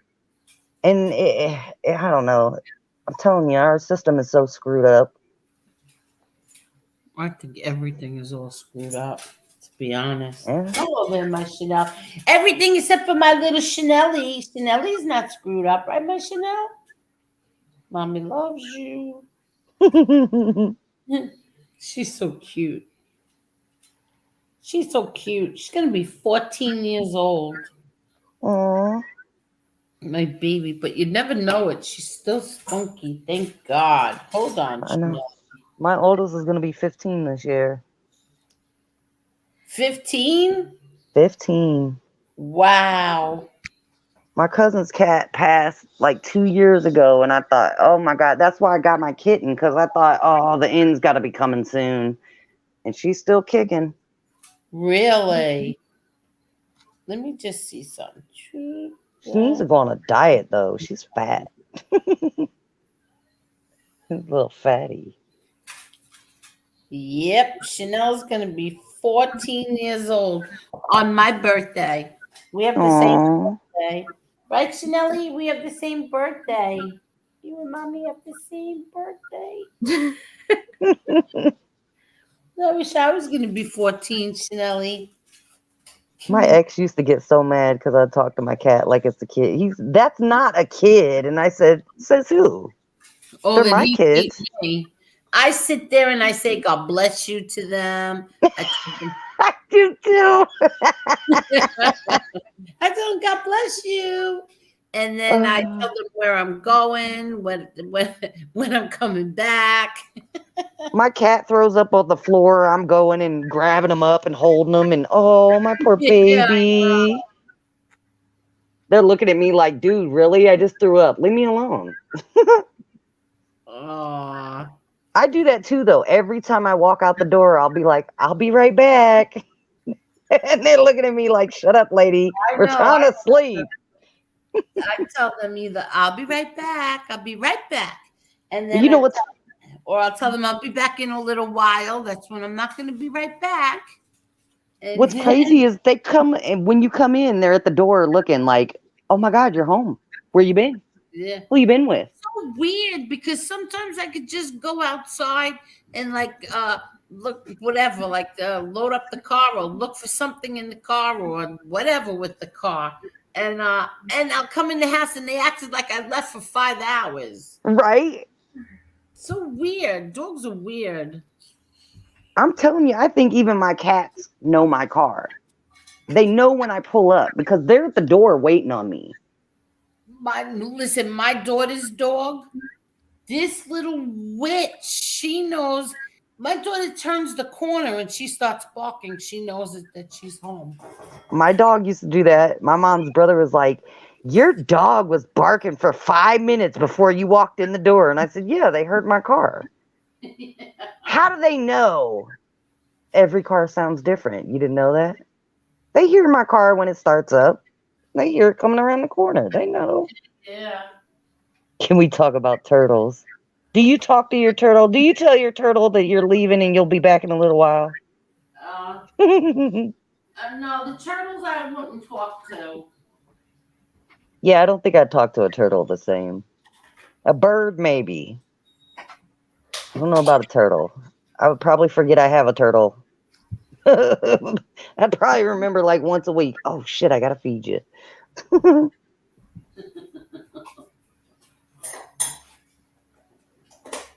We had turtles when we were little. I like turtles. I don't know. I almost ended up with a turtle.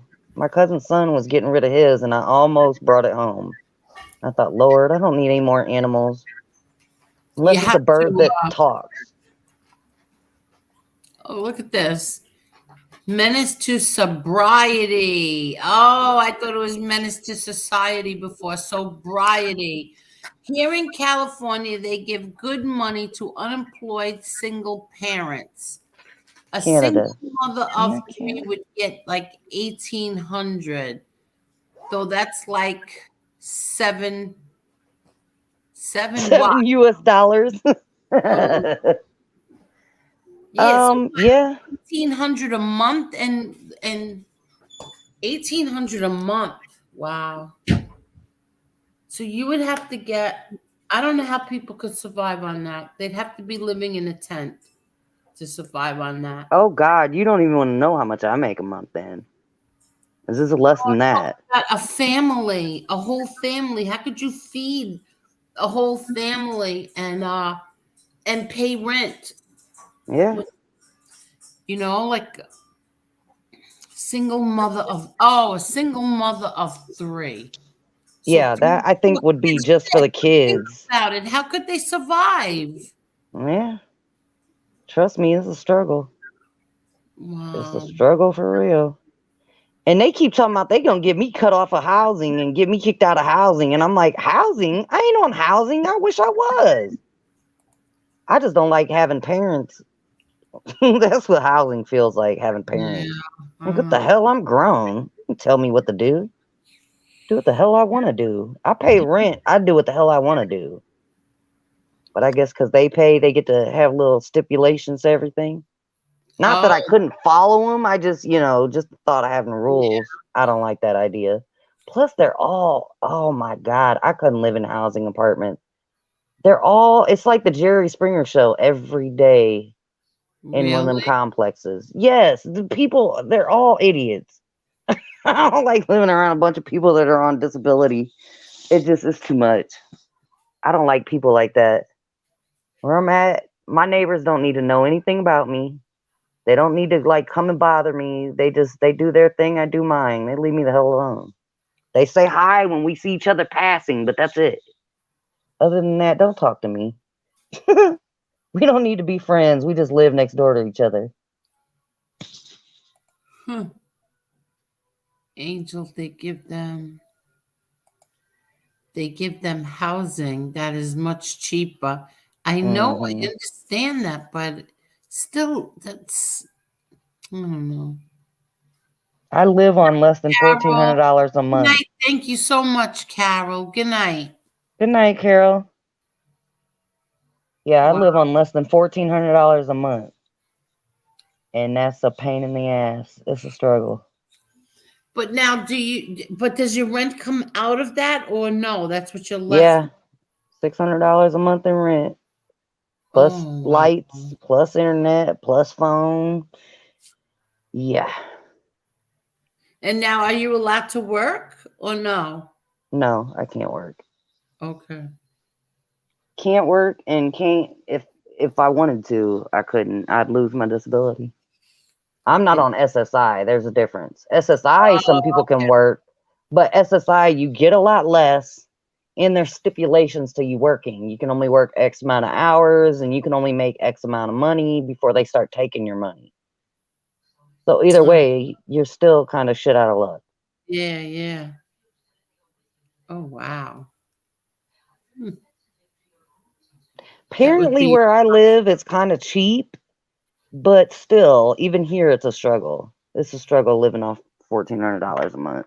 It's got to be. What about your car and your car insurance and your heat and your phone and all those other things? Food. What about food? They consider all that besides food. All of the other shit is luxuries. Now, there's supposed to be free internet, but I don't know. I haven't tried to get that yet, and I need to. That just reminds me I need to try to figure that out because I'm tired of paying internet. It's bullshit. One bill I don't need, but yeah, supposedly there's free internet now for people like me. Well, and I could have a free phone too, but yeah, I don't trust them Obama phones. Yeah. There is free internet, free phone, and free utilities. Parasite Slayer. Now, utilities, there is a program here that helps with like your winter assistance, and they give you X amount of dollars per year. It changes every year what it is.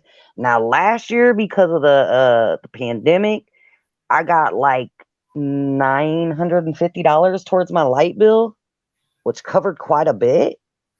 Really? And then this year it's only $500. So it kind of sucks. Oh, wow. But yeah, sometimes that does help a lot.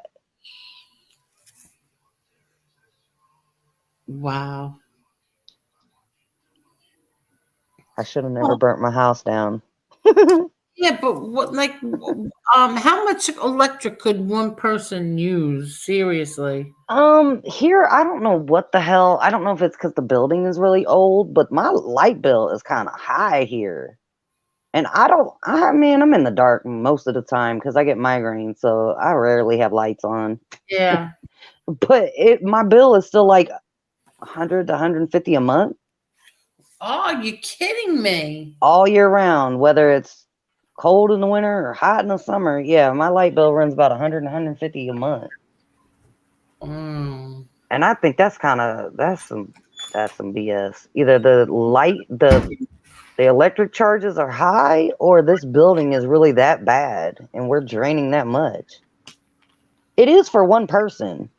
For just me in a 1-bedroom apartment, that's a lot. Yeah, it is. Now, granted, everything's electric here, but still, like that's kind of high. I had a 4-story house that I paid about that much for a month. Wow. So yeah, that's kind of high. But then I also had gas and water, but still. Heating and cooling a 4-story house was a lot. Parasite Slayer says, new construction has come to a grinding halt, but people aren't selling their houses. They don't want to lose these low mortgage rates. So with such low demand, buyers are paying the high prices still. That's crazy. That is crazy. My mortgage rate is 6%. That's not low. Wow. I wish I still had my house. I got screwed. My mortgage was $300 a month when I set fire to my house. I'm an idiot. No, because you know what happened to me? Because when I got approved, it was 3%. And when we closed, they upped it. It was 6%. Are you kidding? Oh, that sucks. Yeah. How is that allowed? You could always refinance. Oh, shoot. If it's lower now. No, I gotta wait 6 months. Oh, gotcha. That sucks. But how is that of loud. Oh, I think I got screwed. That's what it is. yeah. Years ago, I set fire to my house. My mom's an idiot, and she convinced me to do it. My mom's psychotic. She's a narcissist and an idiot. She's just an idiot. She's all about self and all about money. But yeah, she convinced me to burn my house down. No. That's okay. I told the story many times on YouTube. It's not a secret. Something I talk about openly. You already told us on here. Yeah, I told you guys already. You told us on here. Last Mhm. on here. I don't know why. Yeah. It just got cold in here. I don't know why. Weather change. I don't know. It's getting cold. It got cold here again. It's 18 degrees here. And it's supposed to snow again. Oh. Are you kidding? Really? Got cold again? Yeah. And we got snow coming. I don't know how much though. Hopefully it's just a little. Well, no damn snow. I hate snow. I think I'd learn my lesson and move from here.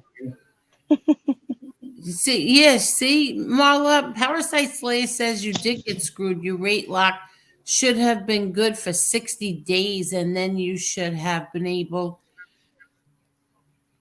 That last part I didn't know anything about. That Extension. first part I know what he's talking about, but I didn't know anything about being able to buy an extension on the rate. Unless it took more than 3 months to close, in which I would have renegotiated price. Oh, it did take. Yeah, it took more than 3 months to close. Fuck, he should have been my real estate aide. Right? Had this guy, babe. Let's see. Yeah, we'll cut up. Snow? Stand Yeah. by for Snow's Wednesday. coming here Wednesday. We got snow coming. You 5 do? to 7 inches. Oh hell! Don't tell me that. Let me see. Where's my phone? Let me see. Oh God, not 5 to 7 inches. I am not looking forward to that. At least the last storm we had come through at Christmas wasn't as bad for us. It 3 to 6 inches is what it's telling me. Oh my God. Ugh. Okay, well I got to do hair tomorrow, so I'll not have to drive anywhere. Let me see. Okay, yeah. Hopefully I won't have to drive in the snow. My tires are bad. I don't need to be driving in no snow.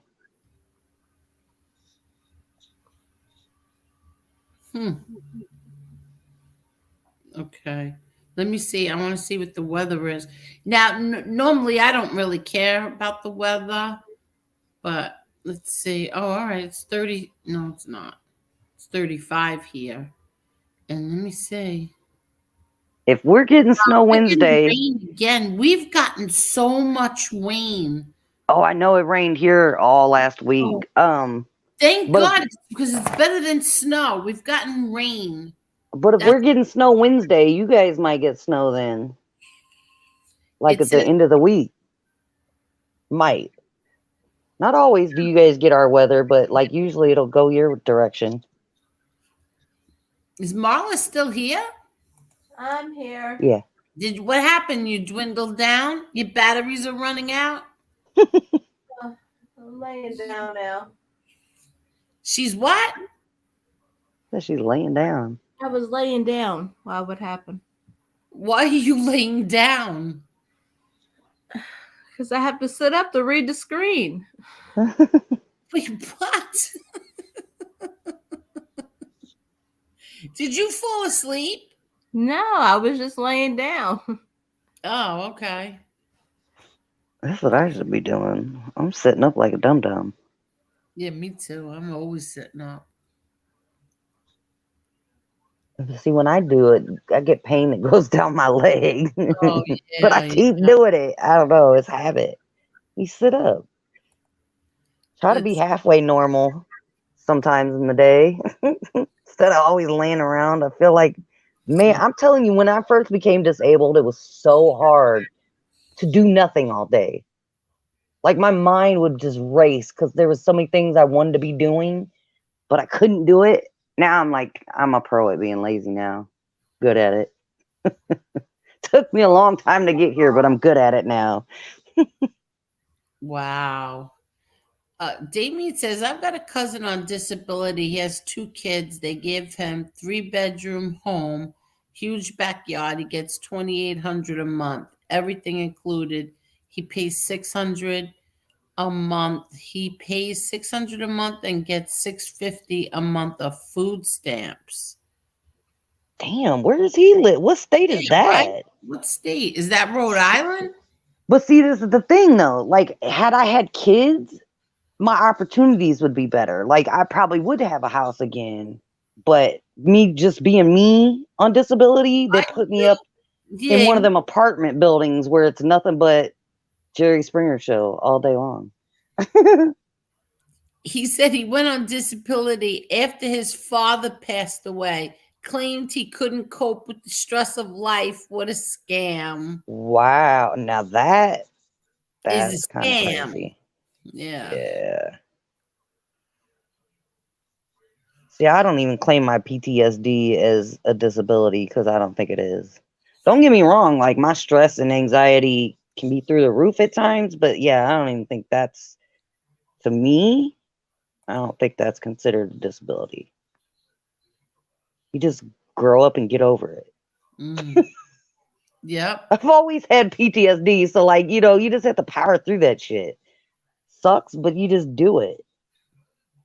I know. Then when your back don't work, that's different. I could just get a back transplant. I just need a spine transplant and I'll be good. Oh, man. Marla, are you still up? Oh, she's muted. He works. Yeah, no, CPTSD. I don't know why I can't ever say that. But yeah, no, that is serious though. Yeah. And Marla. EMDR. I don't even know what that is. I'm gonna have to look that up. EMDR. Oh, I should be treated for my PTSD, most definitely. Because I noticed, like, last year I was dealing with it really bad. And I was like, yeah, I was having problems with my ex. He was calling me manic. And no, I just wanted to kill him because he was making it worse. He didn't realize that he was part of the problem. He wasn't helping with the problem. My bad. I'm back. Yeah, you okay? Yeah. You sure? Yeah. Oh, okay. I'm looking. He obviously lied about the depression thing. Oh God, that's funny. It's not funny, but it's amazing how some people can just get over on the government. And I like, don't get me wrong, like I went through extreme grief after my first love was killed, but like you eventually get through it. You know what I mean? Like you don't never get over it, but you get through it. But to be lifelong disabled because of it, like that's crazy. Oh, that's while hardworking people like me that work 16 hours a day pay for people like him. Yeah, exactly. Wow. Exactly. Trust me, I get that. Look, I used to work 16, 18, or 60 to 80 hours a week. Like I used to love working. Sucks not being able to work. Man, what I wouldn't give to go back to work. Ooh, you gave me a link. Okay, cool. What happened? Oh, I think I have heard of EMDR. I think I have heard of that before. Like, what is it? It's for people with PTSD, the treatment. Okay.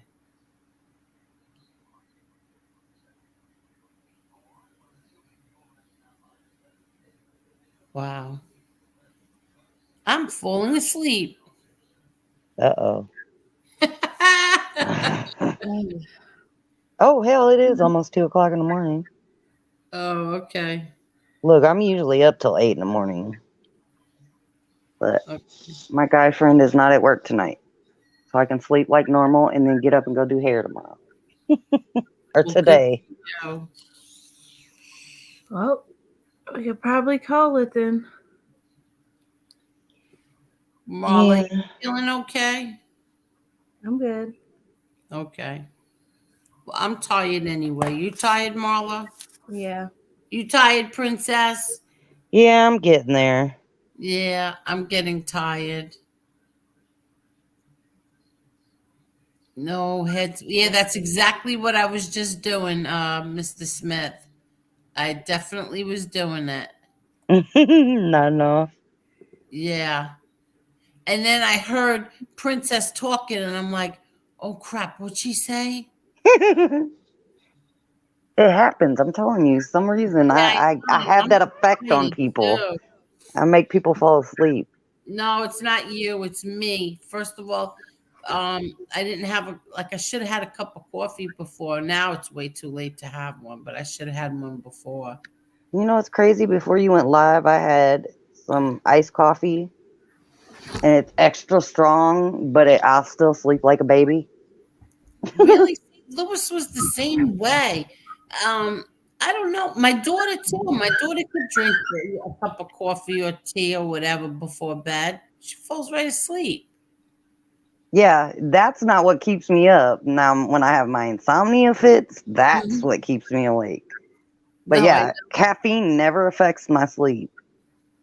The the wise doctors up swear it does. show. The wise up show says, Angel, how do you do so many hours? It just goes by so fast. It really does. It goes by so fast. It's when you're sitting and talking with people, Yeah, it is. Time exactly. flies. You look up and you're like, oh my God, I've been on here 5 hours. You're like, oh no. It felt like an Yeah, hour tops. exactly. Oh, yeah, exactly. Damien says, my father died and I had to be the breadwinner of the family. I didn't have a choice. I didn't have time to be depressed. Right. And he works 3 different jobs. I think Dang. 3, yeah. I can't think right now because I'm Isn't that hard though to watch your cousin? What you said it was your cousin, right? That just can sit on his butt and do nothing and get paid by the government for people that like you that work hard. It just and he breaks his rear end, exactly.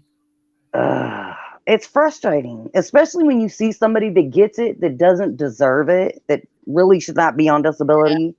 I Yeah. see it all the time. I had to fight for 4 years to get disability. And then you see other people that seem like they get it with no problems. And it's like, what's wrong with you again? Yeah, Oh, exactly. nothing. Oh, okay. Nice. Yeah. That's hard to watch. Hmm.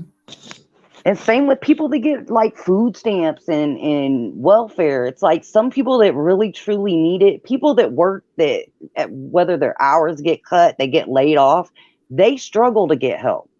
But people that don't work at all, no, they just hand them whatever they need. Mm. And it's like, that's not fair.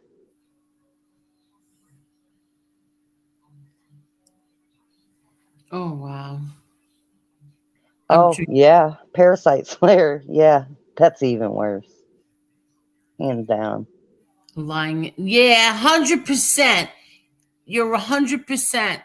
Even worse is lying informants that get check and housing from government. You're not kidding. Then they turn around and commit more crimes Yeah, while getting government assistance. Yeah. That kind. Yeah. exactly. Even worse. Well, let me just get a seltzer and then I'll go after that. Okay. I'm on my 38th hour straight. Haven't been home yet. Still at work. Oh my goodness. Till 3 p.m. I remember them days. Ugh. I don't know, about 72 hours. I'm not me. and they used to send me home. But that wasn't from working straight 72 hours. That's from not sleeping for 72 hours. But yeah, that's hard. That's definitely hard. Do you ever go live, Princess? Do I? Yeah. Well, not right now. I'm not because my computer crashed, and I'm trying to get a new computer. Hello. Struggles are real. My friend was gonna give me some money. Well, for Christmas. It's after Christmas now, but plan on giving me like $300 for Christmas, so that's gonna go towards a computer. Oh, really? Yeah. I had another friend that was like, I'm getting tired of you not having a computer, and I'm going to buy you a Chromebook. And I'm like, oh, God, please don't. What do you have? Do you like have cash apps and those stupid super stickers and stuff? I don't have Super Chat yet. I'm not monetized yet, but no, I get cash apps. Oh, you're not monetized yet?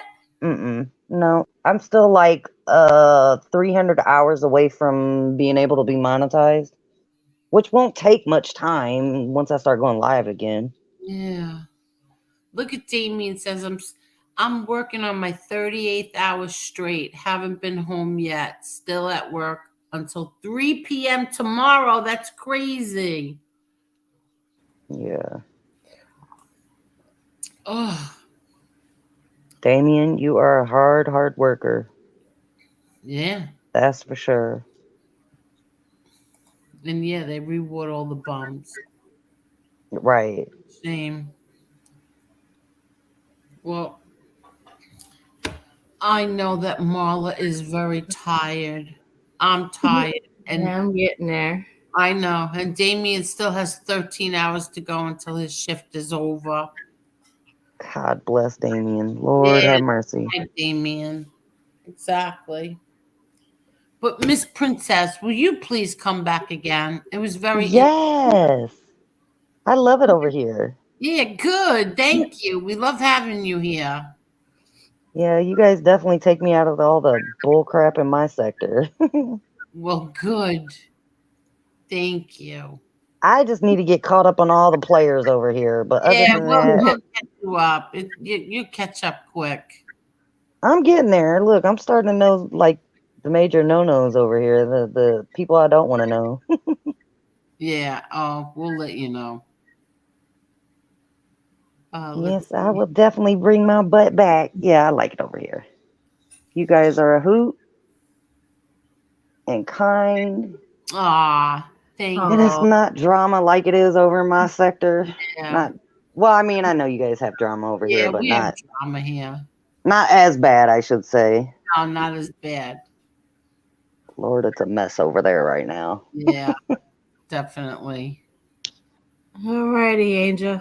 I know. Well, good night. Oh, and Miss Mull is tired. Yeah. Everybody, good night, everyone. Have a good night, everyone. Thank you. And Princess, I'm going to put your link in the description. Everybody give her a sub, please. I appreciate that. Sub to Princess. Good Thank night, you. everybody. And thank you so much.